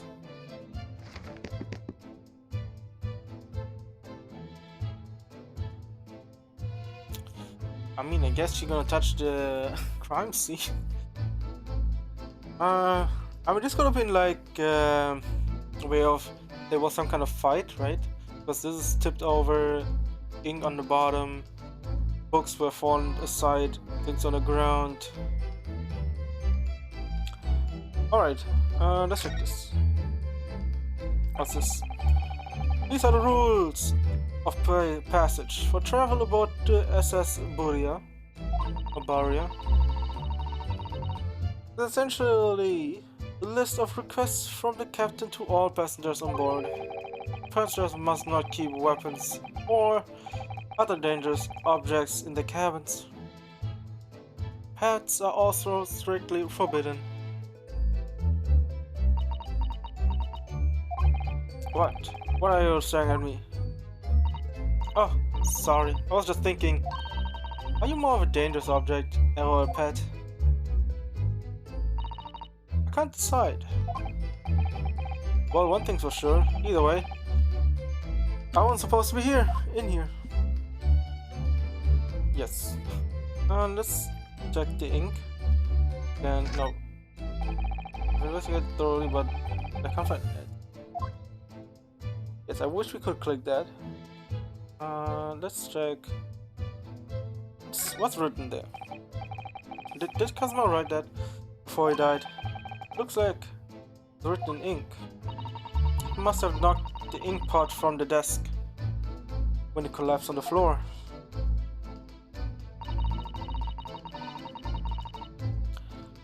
I suppose he wrote this message by dipping his finger in the spillage.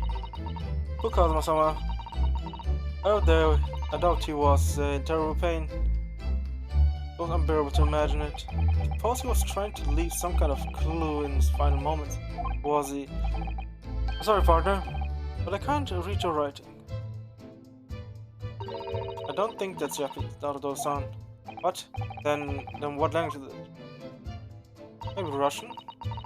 No, wait, he doesn't know Russian. What? English, maybe. It's not a foreign script I'm familiar with. What does it mean? I wonder. Huh? What is this guy doing? Who's that? He wasn't there a minute ago. As far as I can tell. But he might be for European. Oh, how did he? Yeah, how did he? Noticed the man too, have you? I have no idea who he is or how he got in there and here. But he looks suspicious and tall. Suspiciously tall. Naruto-san, don't tell me. Do you really not know who that is? No. Well, no, I don't have any foreign friends or acquaintances at all. Doesn't look like a member of the crew, but there's something very unusual about him. He's investigating Kazuma's desk, or is he just playing on it? I can't tell. Well, in that case, then you must talk with him. Am I just imagining it, or does Susato-san look almost incredibly excited? Yes, she does look excited. Maybe she's going on an adventure right now, but at the same time, it's a murder scene! Susato, what are you doing? By the way, I expect you knew this already, but just in case, you can press A on the people when they're in the crosshairs. You can converse with them. Alright then, I get that pretty tall gentleman in my sight and see what he has to say for himself. Oh, please do.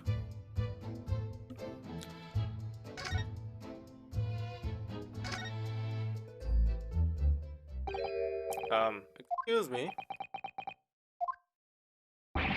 Excuse me, do you have a moment? It's a critical point of my investigation.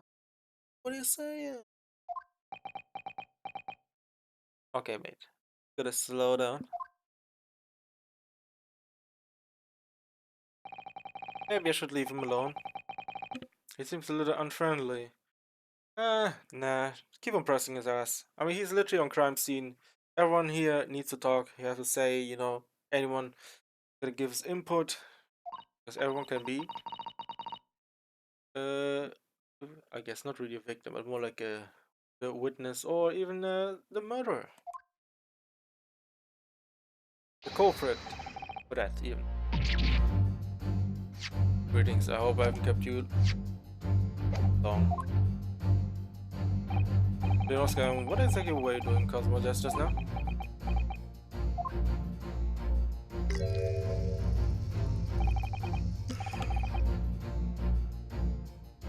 Ah, I see.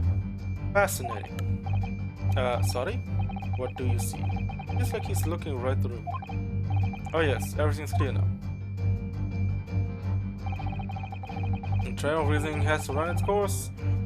My deductions have crystallized. You have been in Afghanistan, I perceive. Just returned recently. What? Recently returned, if I'm not mistaken. What? What is this guy talking about? Sorry? What? And now, whilst venturing towards foreign climes, you find yourself in a most troubling predicament. Oh, well, that's just... Well, that's true at least. But how? How the deuce did I know that? Perhaps? Well, it was really a most exemplary deduction, hardly worth explaining. Or perhaps deduce anything else? But of course, a great many things. There's no mystery, my dear madam, for example. You have fled your native land of Russia, being as you are a merciless revolutionary. You leave 16 victims of assassination in your wake, now travel to England to blow the Crystal Tower. Okay, what kind of fantasy is he thinking of?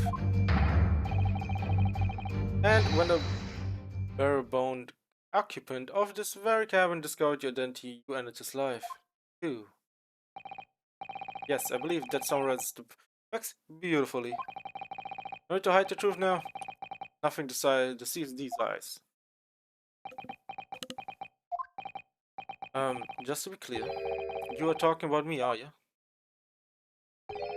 Certainly I am. Do you see any other in this cabin who fits the bill? A Russian a Russian assassin with 16 victims to his name? Damn. Good, huh? I don't even see one person who fits the bill. So it's true. It was you who did the sarcasm somehow. What the fuck? You gonna believe him over me? Girl, I've been with you from the start. Okay, not really from the start, but you know, I've been with you most of the life, I guess. In a way, you know, as you know, Kazuma's friend. And you are plotting a revolution too. Yeah, apparently I'm Russian who was, you know, living in Japan, apparently also murdered the professor at the time. came out not guilty. Now I'm here on the cabin. On the ship, while being an assassin, killing 16 people, while coming across Kazuma and killing him too. It's shameful behavior, Naruto-san. Absolutely wicked. No, listen, there's no way. Okay, I'm putting me on my ass again for the second time. Now explain yourself. Tell me everything.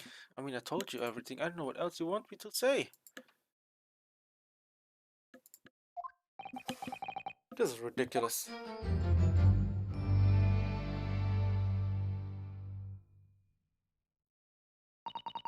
How could you do it? For God's sake, open your eyes. I'm not a Russian revolutionary. Obviously. Oh, forgive me. As for you, what kind of deduction was that? You were just saying the first thing that came to your mind, into your head. Ah, but wasn't I right? By venturing forward, foreign climes, you do find yourself in the most troubling predicament, do you not? Well, yes, maybe. Ah, there you have it. You see, what do you make of that, Well, to be honest, this ship is en route to England, and I'm in handcuffs at the scene of a murder.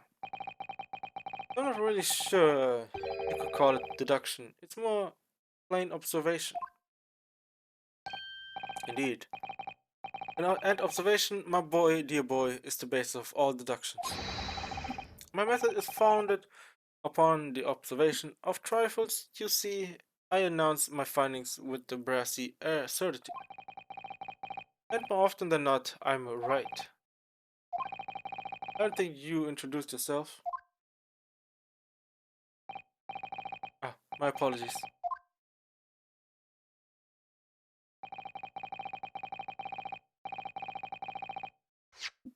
What was the end? I don't think you introduced yourself. Oh, rumors of me, okay. I am none other than the greatest detective of the century, known to men and women the world over. Okay, I'm inimitable. Sherlock Holmes. Okay, Sherlock. Well, it's not Sherlock Holmes, is it? But it's really you, the actual Sherlock Holmes. The very same, the inimitable, actual Sherlock Holmes. Do you know this man, Sato-san? The most famous detective in the world, Naruto-san. Of course I do. Somebody who hasn't heard of it, yes, definitely Sherlock Holmes. What planet have I been living on then? You must ask him what he's deduced. He will have worked out the entire case already, I'm sure. Really? Why do I feel uneasy about this? I'm gonna keep on examining this area. My mind is useless. Wait, this whole thing got examined?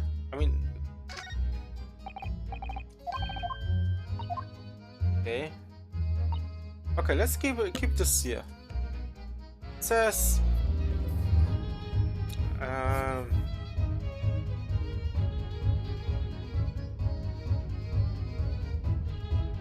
why is it? I don't think there's people.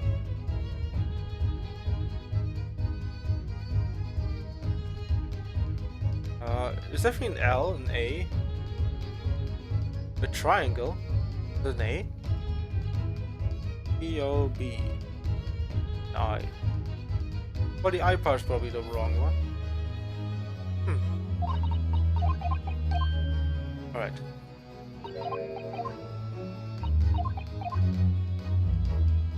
Alright, I think we're good, right?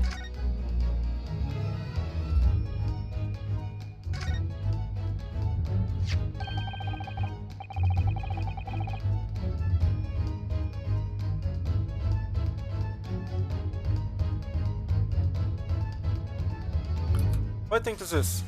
It looks like a broken piece of glassware. Wherever this thing was, it appears to have broken clean in two.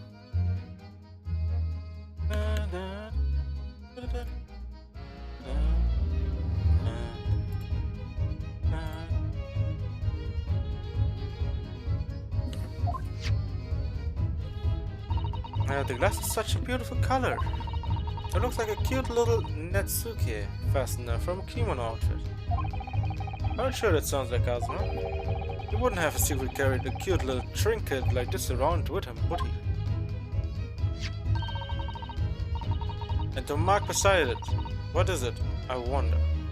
There's sort of a thick brick-like way. Yes, you're right. It's the color of a brick, isn't it? Even though I don't see anything of the same color anywhere else in this cabin. Okay. Hey, that's my dinner from last night. The roast chicken. It was really tasty. Yes, it was very delicious, wasn't it? But did you eat it on the floor here? I'm not a dog, so that's a I ate at the table, of course. Which begs the question of when and how the plate ended up on the floor. My cousin was someone didn't like chicken at all, did he? Oh, that's right.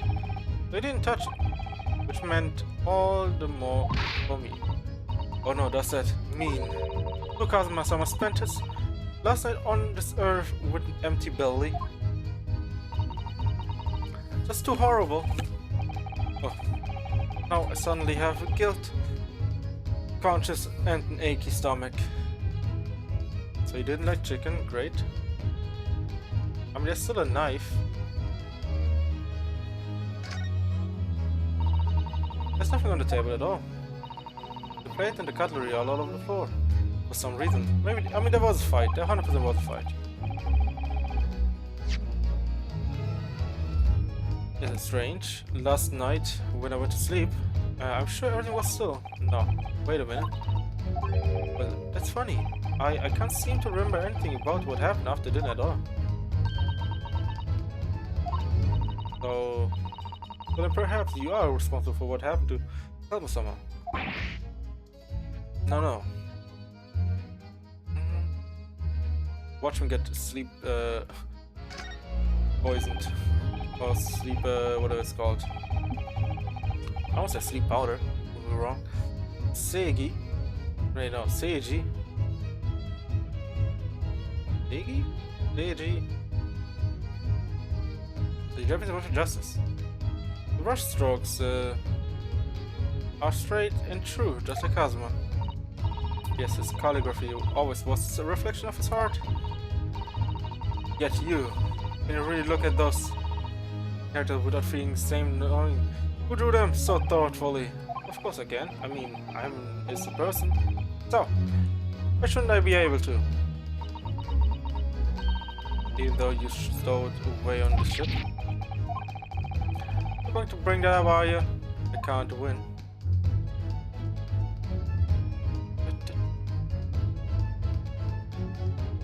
Alright. It's katana. Kazuma-sama's precious sword. He never went anywhere without it.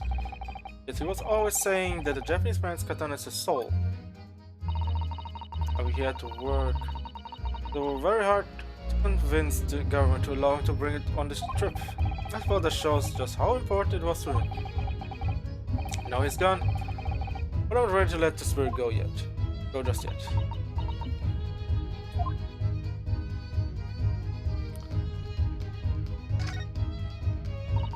When I went for help, the crewman forced the door open. This bolt had been firmly closed. It's quite a small bolt, not particularly sturdy, and just slides across the secure the door shut. But still, with the door bolted, there would be no way to get in or out of the cabin, that's for sure.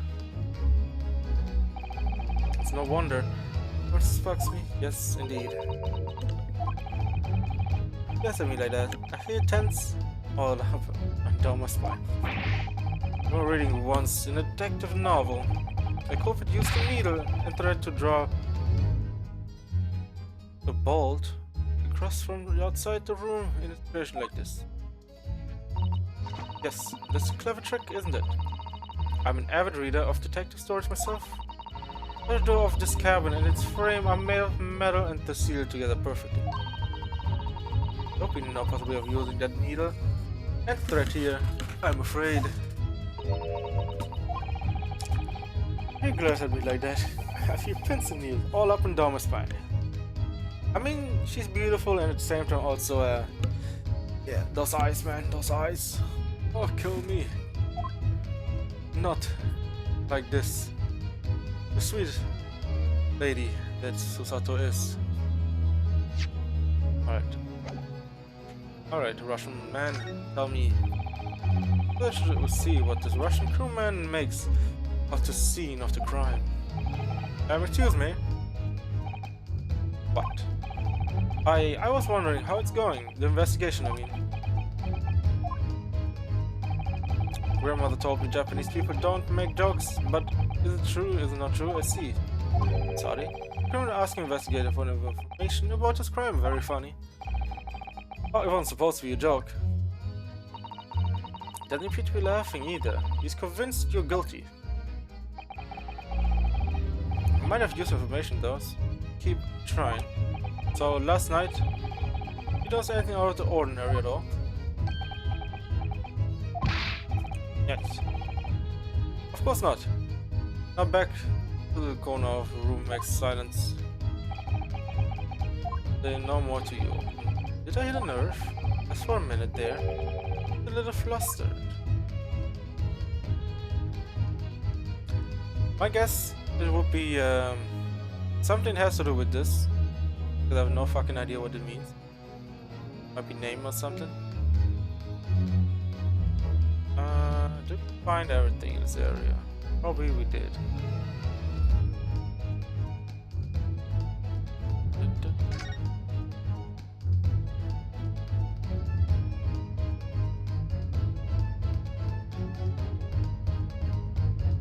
All right.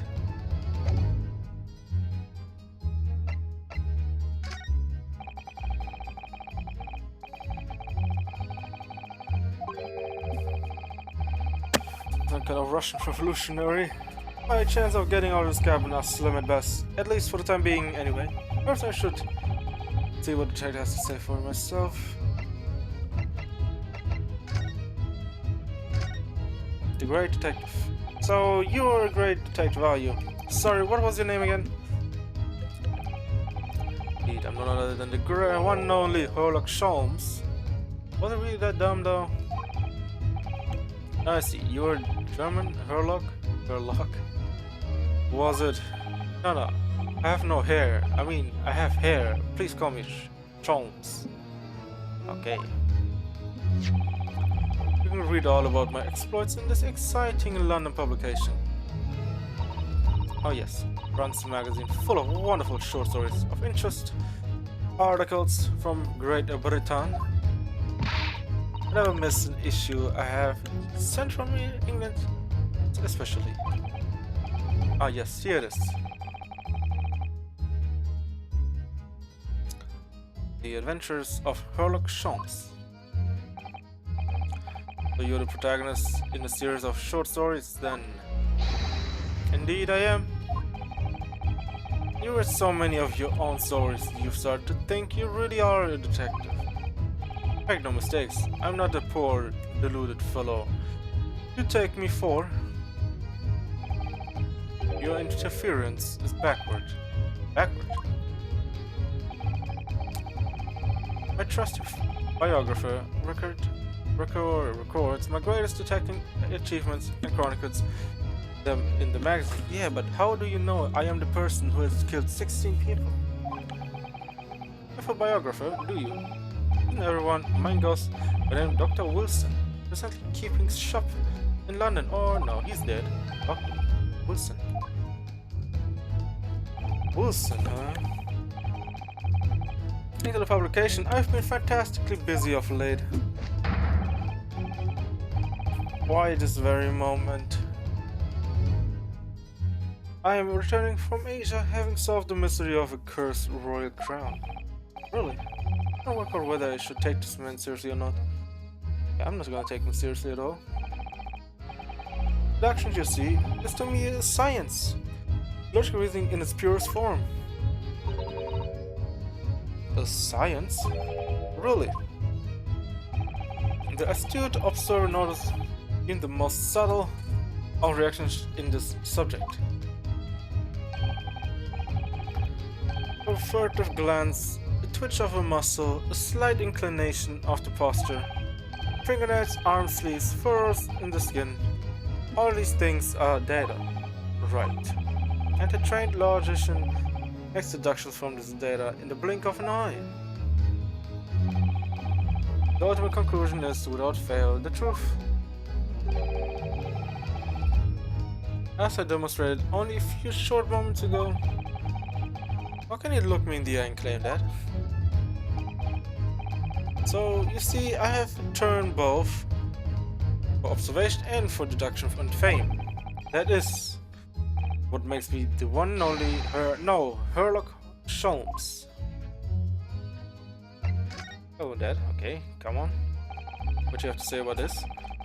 I'm ready to deduce anything about this particular case yet. Have I managed to deduce anything, my dear fellow? Who do you suppose to discover the culprit in the most cunning hiding place? That's right. None other than the great detective before you now. Mr. Sherlock Holmes. Okay, so you should also know that you cannot close the door and put on a piece of paper on the door from the inside.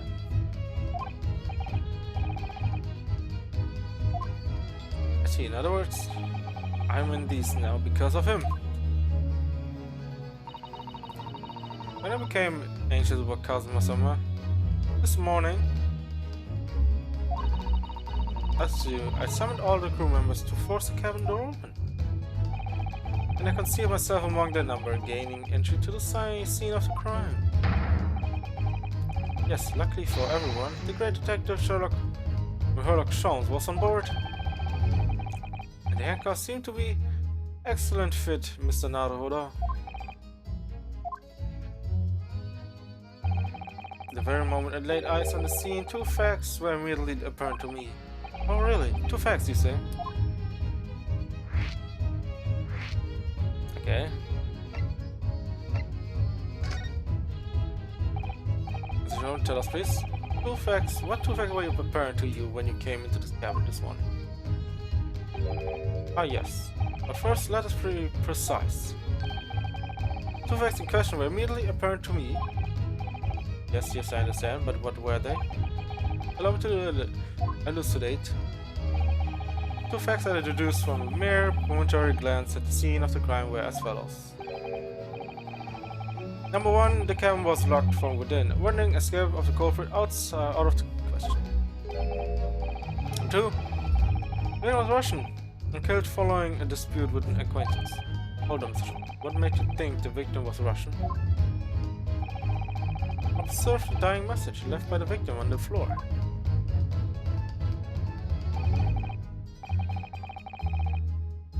And water.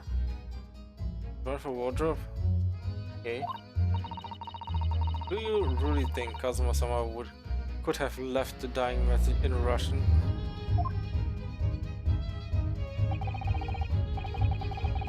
I find the native tongue filling their heads for this young man. Kazuma was Russian, was he? Actually, I considered Garderobe a name of the killer. Certain Robert Gard. Perhaps. It's a really a word on play with German words because Garderobe is essentially cab, I guess. You know what is the thing is. There's a walk-in closet, in a way. I decided it would be wrong not to look inside the wardrobe there, at least. I mean, it's wardrobe, right? Garderobe, wardrobe. Where you found Mr. Naruhodo sleeping soundly. Quite so. I found you, the renowned Russian revolutionary killer. Why is it that I'm a Russian too?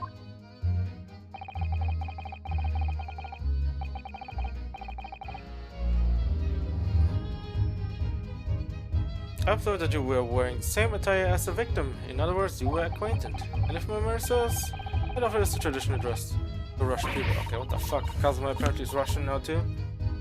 So it was a traditional dress of the Russian people. I had no idea. No, he's just pulling your leg.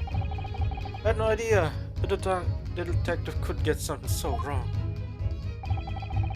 photograph of the victim and the message that might analyze it for possible hidden details.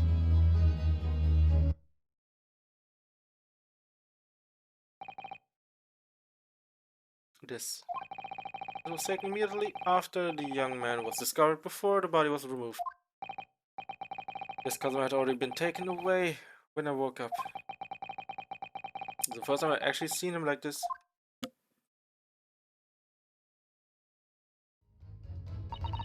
Are you alright, Mr. Naruhodo? Oh, yes, thank you.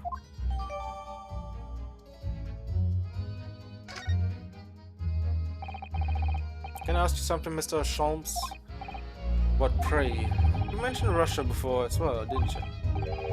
You know, when you said there was a fearsome revolutionary fleeing from Russia and all of that. Yeah, yes. The train of reasoning that led me to the truth. Can you explain the train of reasoning to me, do you think? Certainly. Okay, this guy's Russian.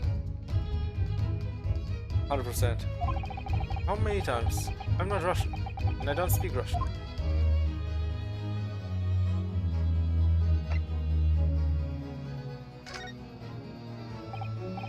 Can we talk about your deduction before? You concluded about me, I mean. A famously accurate, troubling predicament you find yourself in. Actually, what's the other details? That I was more hoping to discuss. The merciless Russian revolutionary and the assassin of his 16th. Ah yes, more sordid details. It was fairly commonplace deduction. You have the morning paper. The main headline reads: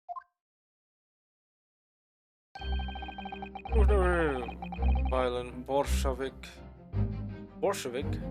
leaves Russia via Shanghai.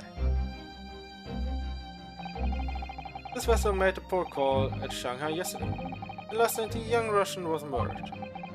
When was Cosmo Russian? Sounds like Mr. Sholmes has concluded he was Russian because of what Cosmo someone wrote on the floor. Yeah. A simple act of reasoning to realize that the culprit of this crime was the same merciless revolutionary. One who would kill the very man who helped him to escape after his true identity was covered. Yes, you, Brovsky. Wait, what? No. Bolshevik. No. How could it be me? I don't look anything like this man. Let's look at his face, yeah. He doesn't even have glasses, or even the nose like this, or even a beard like that. Well, you are a fearsome revolutionary after all. Therefore, you have no doubt learned to revolutionize your appearance as well. Please, and I might add, your name does not appear on the ship's passenger list. I need to say more? Well, that's because I'm a stowaway. What about the other details? The other 16 victims of the assassination blowing up the Crystal Tower? Ah yes, the journalist clearly interviewed the man and printed all those particulars in the articles. The deeds the man has perpetrated thus far and those he is plotting. Yet everything about this revolutionary Bolshevik was included, there can be no mistake. Do revolutionaries usually agree to interviews with newspaper reports? I wonder. No, they don't. They don't. What about the part where you said I was just to return from Afghanistan as well? Yeah. Also quite clearly stated here in the article. Bolshevik has recently returned after a period of subservience activities in a war-torn region of Afghanistan. Where even is it anyway? This Afghanistan place. Here, take the paper for yourself. As a little moment of this great deduction. Oh, thank you. I've observed all that is of interest to me within its pages, but I see no rubbish bin nearby. The article about the revolutionary has been entered into the court record. And you may find the article on the back page of the issue list as well. On the back? That's the eye over it. Sometimes, if the interest takes you, though, you may need someone to interpret. Yeah, it's all written in Russian. I couldn't hope to read it, but I suppose it wouldn't hurt just to glance at it. At the article, maybe there might be a picture or two. Okay, I don't believe that he is Russian. Like, there's no way. Because he also literally talked Russian as well. And he's at least smart enough to know what is around him. Also, the fact that the Russians who are on the ship right now don't really know about Japanese, so it would already rule out everything. Everyone, unless there's someone on the ship who actually knows Japanese and Russian and English at the same time. So in this case, he might be one of them. Oh, we're just investigating. Before we started talking, you were examining Kazuma's death, weren't you? Kazuma? Ah, yes, the victim. Did you notice anything useful, anything at all? Observe for a moment the desktop of the victim.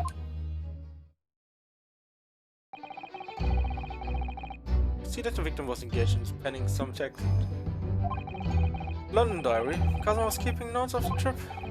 Not bad. I don't think you should read. Right. Could upset people. Tragic. It's something you ought to perhaps elucidate before the act of reading. You read it already. It's my business to know what other people do, what other people don't. Yes, I believe it or not. I, a smattering of Japanese. Oh, I see. Well, you are about to know what the Susato takedown is. Son, aren't you going to throw the director with one of your trademark takedowns? I'm sorry, Naruto-san. What on earth do you mean? Are you serious? What? I took a takedown 2 times, and you're not gonna take him down once? Life is so unfair. Anyway, return to the matter at hand. Namely, they belong to the victim. It will appear the final sentence is incomplete, as if the author were cut short. Tell me, what is the nature of the writing? Pray, be precise as to details. Oh, but I thought you knew Japanese. A smattering, dear boy, a smattering. Sayonara, bonsai, mikado. Nado. Or what? I trust you're suitable impressed. Haha, he just threw out words, did he? But this diary is littered with complicated looking characters, of which I can read precisely none. All that what's going off, yeah, about that before that. If you'll be so kind as to show me, I would be happy to read it to you, Mr. Sholmes. I'm much obliged, my dear madam. The entry here in Kazuma's diary consists of just 2 short lines. The first reads, 1:23 a.m. I can hear a faint whistling sound. Whistling sound? These are very deep waters. Right, go on. Second sentence reads, 1:35 a.m. Looks like some sort of speckled band is dangling from the ventilator grill. Speckled band? What on earth does that mean? I have no idea. I've never heard the expression before. That ventilator grill, you say? I was presumably referring the lattice there on the wall. It connects to the adjoining cabin. Yes, the adjoining cabin.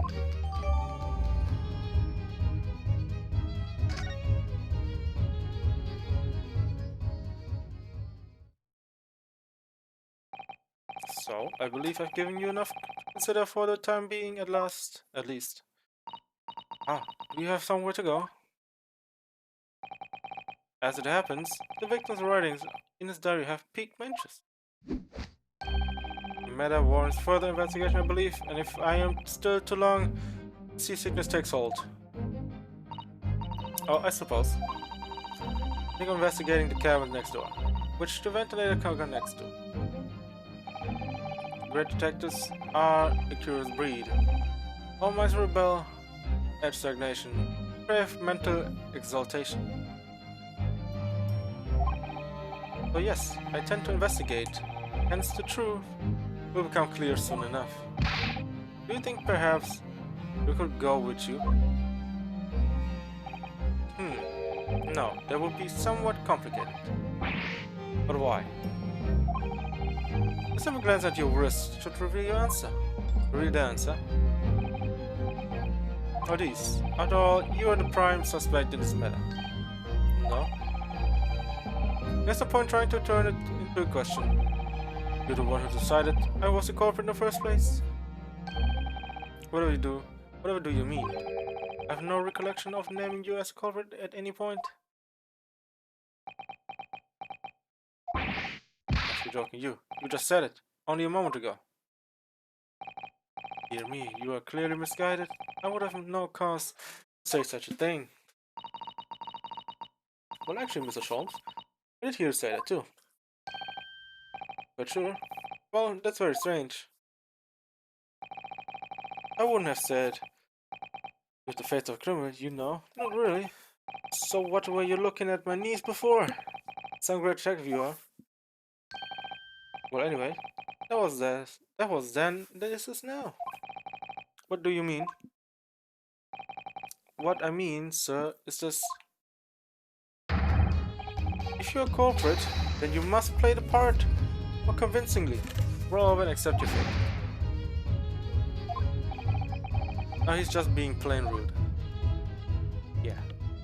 Everything he knows both. He's playing around. And off he goes, having just laughed in my face. The sense of humor is as twisted as the name, because it is twisted. Naruto-san, what are you just standing there for? Must go investigate the cabin next door as well. Aren't you feeling something? What about these? There's no way I can. He knocked him out again. My cousin spent his dying moments struggling to leave us a clue you're willing to give up. You're just going to roll over and accept your fate. Well, right now he's rolled over. Have you gave me any choice in rolling over part?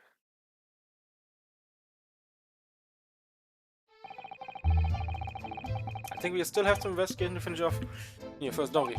Let's carry on examining what we can in this cabin while we wait for the chance to slip next door. Good idea. The situation doesn't look good for me, but there are still things I can do to help myself.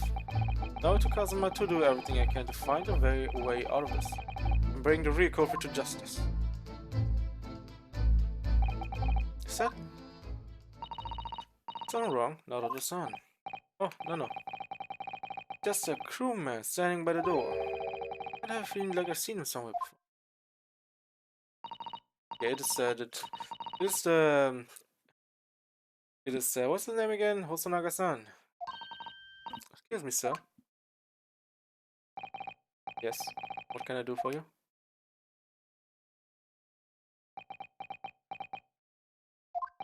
I mean, I noticed it before already that it was him.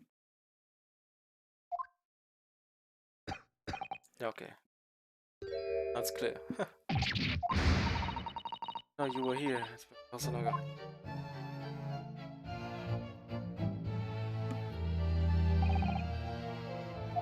Again, what are you doing here? I think that should be my line. I was so stunned when I saw you here. My heart stopped. Nearly stopped, I hope. Or is this some special orders? Go undercover as a member of the crew and board the ship again?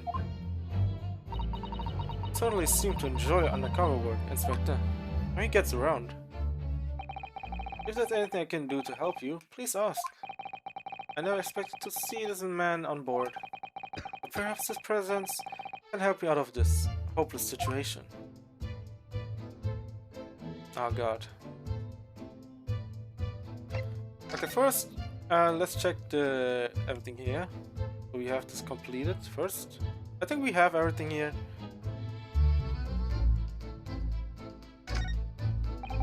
I don't think he does anything, right?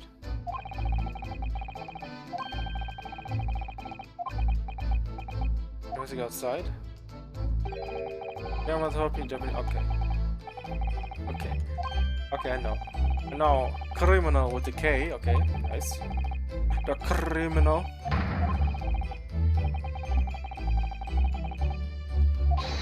Hong Kong police. There's no point trying here.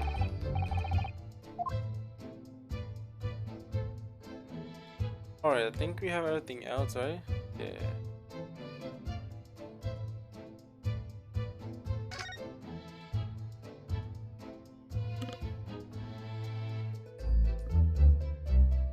Okay, good. What do you got, man?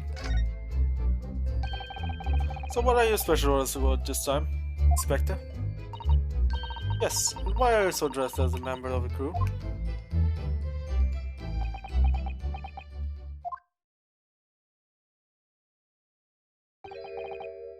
I'm so sorry. Confidential. This is all my fault. I take full responsibility. For what?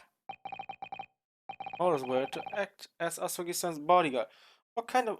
Bro. What? You ruined everything? What the fuck? How couldn't you... You know what? I'm not gonna question this ability point. The Minister of Justice Jigoku who pushed for this overseas study tour to go ahead. And he entrusted me with ensuring that Asugi-san reached Great Britain without being assassinated. Well, he got assassinated. How could that even have been a possibility? I'm not sure, but these are complicated times. The tensions between the world's greatest powers.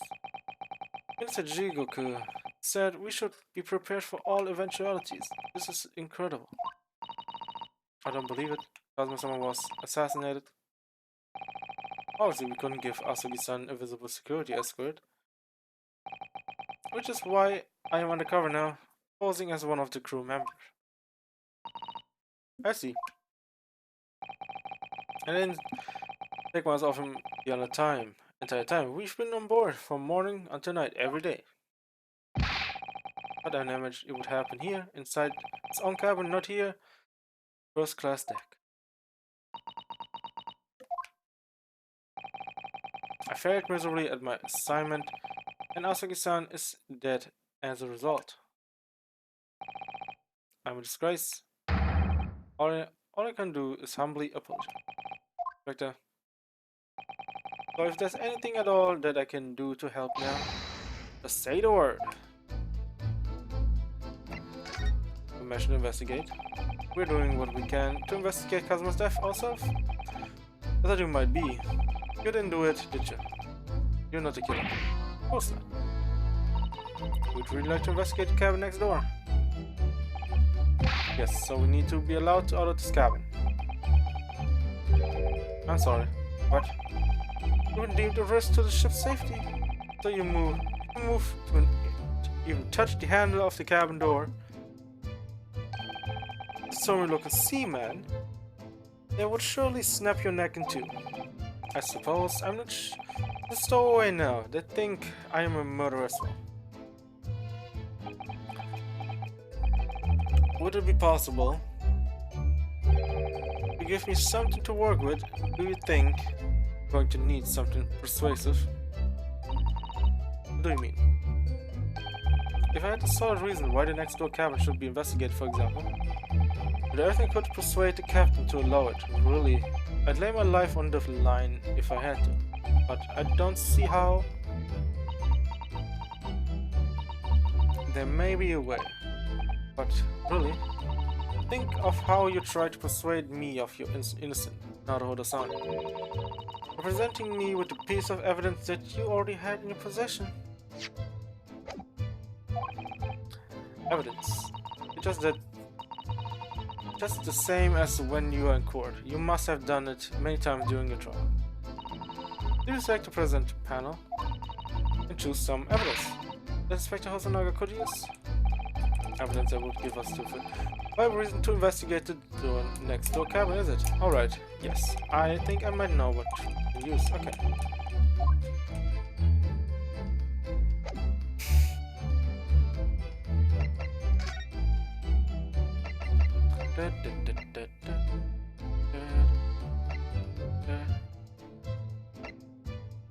Let's give him this.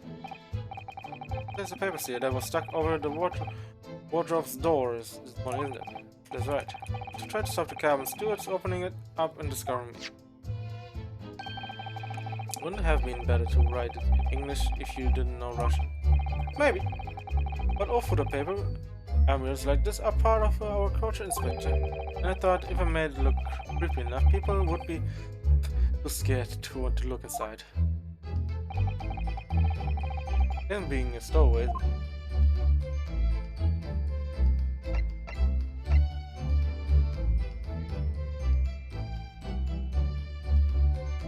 I guess it didn't work.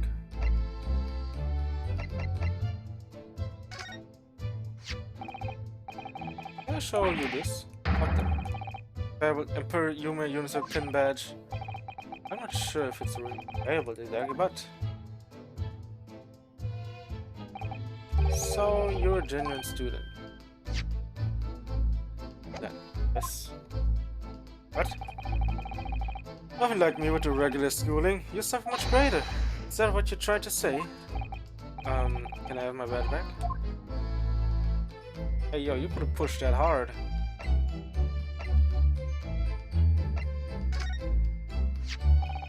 Can I show you this newspaper, Inspector? But I can't read Russian well. Oh no, that's alright. So you just wanted to point out that your university level linguistic talents, is that it? Sorry. Nothing like me with my regular schooling, you're something much greater. Is that what you're trying to say? Sorry, forget I mentioned it.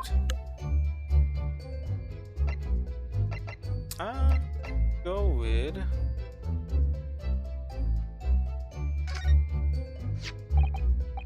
have you seen this photograph yet, Inspector? Okay. Oh dear. Are you alright, Inspector? Yes, sorry. I'm fine. I was hoping to hide my upset, a fit of coughing and spluttering. I'm really very good at it. I tried to stifle... or stifle? My feelings seems to have stifled my... cough this time. It's also sad. Asagi-san was such a promising young man. The Empire had such high hopes for him. He was a talent, man. A generational talent. I had such high hopes for him. And I'm just a detective. We're all going to miss you, Kazuma. Alright. What's that? Kazuma's diary.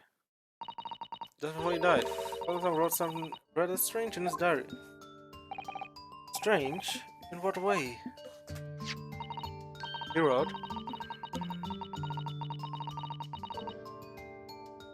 what looks like some kind of speckled band is dangling from the ventilator grill. A speckled band? That's strange. Yes, we're still trying to work out what he meant by that. What I'd like to know is, don't tell me. Ventilator. Is it? Very astute, Inspector. That ventilator clearly points to the next door cabin. That's right. So if you could investigate it in here, you'll be able to work out what the speckled band was. Alright then. I can't leave this cabin at the moment. I'm stuck here until we arrive at the next port.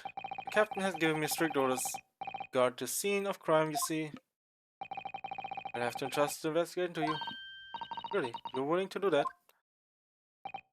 Yes, as long as you don't leave the first-class cabin area. I'm afraid I can't remove those handcuffs though. But what about the captain? Aren't you going against the order?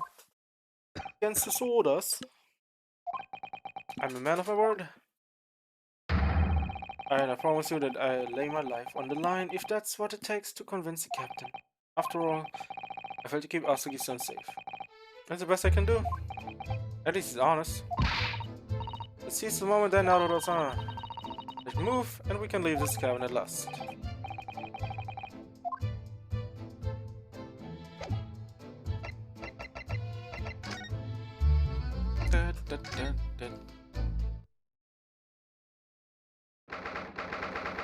Alright. Yeah, first class cabin passageway. Phew, I'm finally out of that cabin. I have to admit, this isn't quite what I was expecting. It's less spacious out here than I thought it would be, and this is the most luxurious accommodation. Yes, indeed. Kazuma-sama was being sent on the study tour by the government. That's why he was being put up in a first-class cabin. Even still, this was twice as large as my accommodation. Steerage. Steerage? Really? That must be awful. Oh, look over there. Another crewman keeping watch, and he looks enormous even if he's sitting down. But next to him leads to the second-class accommodation. I suppose he's making sure that no one comes in here who shouldn't. I suppose. Like people in handcuffs. Maybe like people in handcuffs.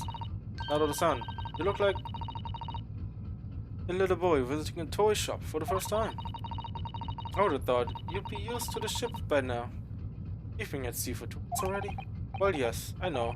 But the thing is, I was inside Kazuma's trunk when I first came aboard. And ever since then, I've been shut up inside that little wardrobe. It must have been a very trying time for you. Please, don't give me that pitying look.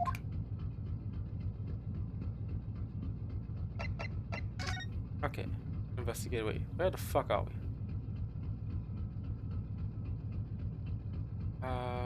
Okay, let's click this.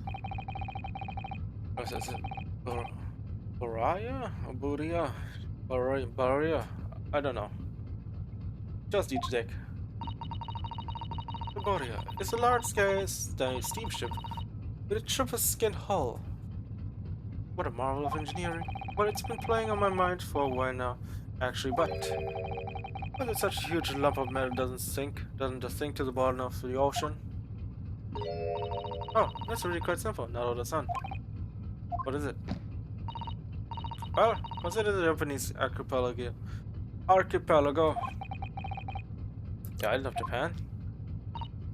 Yes. They're not metal, but they're enormous lumps of earth. Many times larger than this ship. And they don't sink, do they? They've been floating happily on the sea since the gods created them. Well, I suppose so.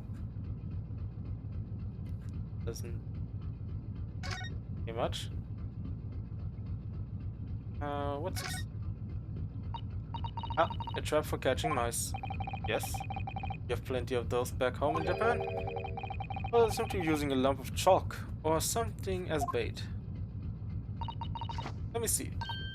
Yes, I think that's it's called cheese. It's made of milk of cows. Cheese? I wonder what that tastes like. I'd eat it, Naruto-san. The trap will snap at your fingers. Really? But I suppose you're right. You weren't actually going to try it, were you? All I had to eat it for the past couple of weeks is Cosmo's leftovers. You don't know how hungry I've been in that wardrobe. Who are you? I found a little snack for you later. I still like her though. I still like her. We have this. What it is? Very pleasing shape, isn't it? Not really. It's an alarm bell. Emergency alarm. It's probably best not touch it. Oh, and an alarm. It says press only in times of emergency. It looks as though it says alarm bells ringing all over the ship, and it brings the vessel to a complete stop. Oh, this I have to see. What are you doing? No, you mustn't touch it. It is an emergency situation. Just look at these handcuffs. You know full well that's not what the alarm is for. If you were to bring this vessel to a standstill for no good reason, you'd be in an even worse situation. Ah, I wish everything would just stop, the ship included. If you have to do something foolish, at least make it something that doesn't affect anyone else. Damn. Okay, what's this? First class cabin, number 1. Yes, that's our cabin. Not our cabin, it's Kazuma-sama's. Sorry. Your accommodation is confined to the wardrobe inside the cabin. You know how to make a stowaway feel small, don't you? As small as the wardrobe I've been calling home. These cabins are the finest on the ship. My own cabin, steerage, is number 539, by the way. 539? How many cabins are there? You just tell me your room. This is it. This is the cabin next to ours. The one the ventilator connects to. Yes, the ventilator from which Kazuma-sama wrote that he saw a speckled band emerging. Maybe whoever this can be solved at. Particular mystery, let's ask. Hey yo, I wasn't there. Ah shit. Sailor. I guess no one found you fitting size of your shirt. What happened to his face actually? Why does it look like he got run over? Excuse me. Yeah, need to get inside this cabin here.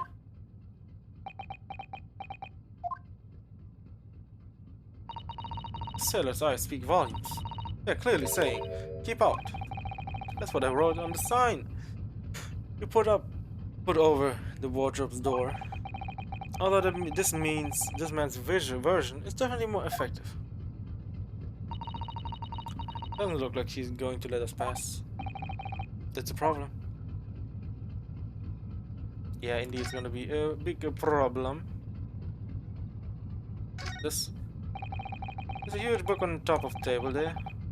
And there's a pen next to it. Yes, that looks like it's ship's log. Shall we have a little look through there? Writing so neat and precise, every detail about the voyage that meticulously recorded. Wouldn't expect a rough and ready sailor to have such beautiful handwriting. And nothing. No reaction though. I thought he might appreciate the compliment. I'm not sure that rough and ready is much of a compliment nowadays, huh? Even to a sailor? Anyway, last night's log is mostly blank. To me, that means there's nothing to report.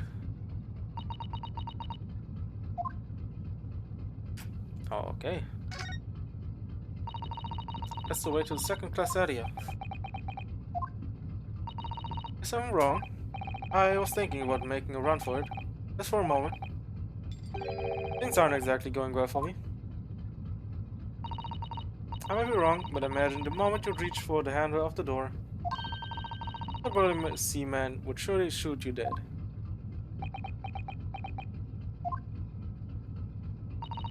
Oh dear, I'm sorry. Perhaps I went a little too far here. Now I started with my talk of running away. And there's no way I could run away. Kazuma's death remains a mystery anyway. Excuse me, but could I ask you something? You little stowaway murderer. That wasn't a good start, was it? Alright, let me try instead. Good day, Mr. Sailor. I'm so sorry to trouble you, but could you perhaps ask something of you? You little third-class lady's maid? Whoa. Yeah, hey, you ain't talking to my girl like this. What is this? Oh, seem to have caught the sailor on the bad days, Sato-san. I'm not the sailor. My mother gave me a name. What's your name? Stroganoff? Like Stroganoff? Ha ha. Really? Beef Stroganoff? Really? Really? Okay, I guess it is beef Stroganoff. Not beef Stroganoff. Whew. The best thing is to just avoid eye contact, I think.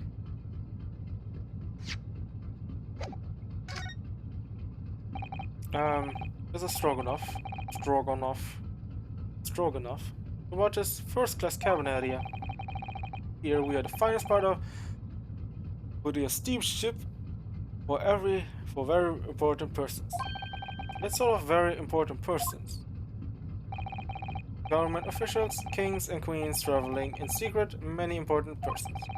That is why I'm always guarding this place. Gosh, that's amazing.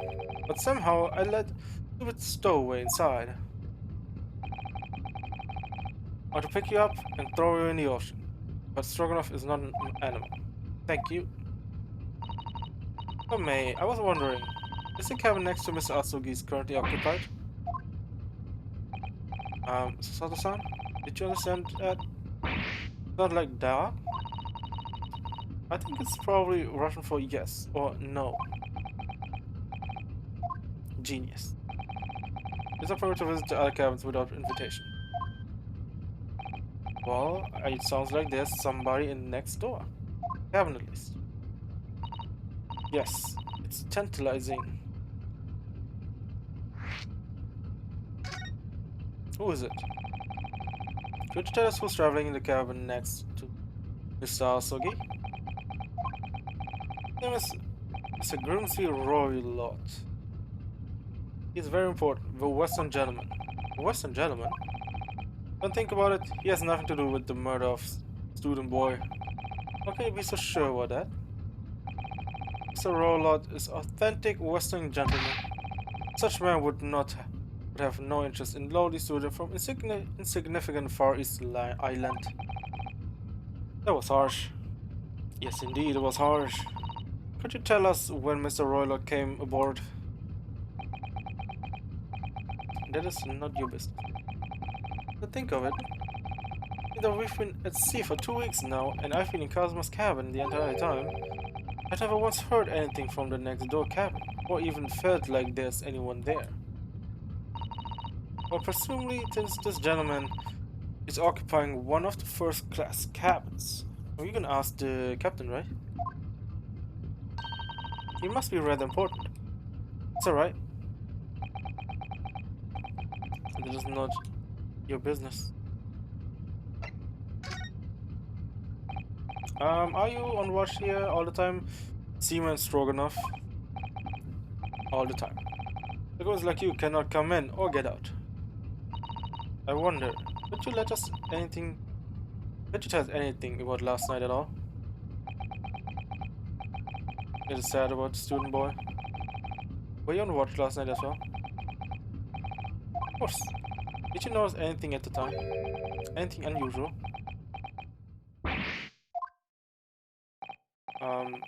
Did it say yes? You can say that. Basically, no. Alright, good. I saw nothing unusual, nothing at all. And you didn't hear any strange notice or sense anything was wrong in some way? Oh man, you're looking to the side. Oh, what is it? Come on. I said, no. Sorry. You clearly know something. I'm not so sure. I could have sworn that he wouldn't catch my eye for a moment there. Indeed, he wouldn't. This is enough. I cannot say more now. Oh, it's time for me to report to Captain. You must return to cabin. Yes, alright. Bulkhead to second area is staying locked at all times. You escape when the lobsters whistle on top of the mountain.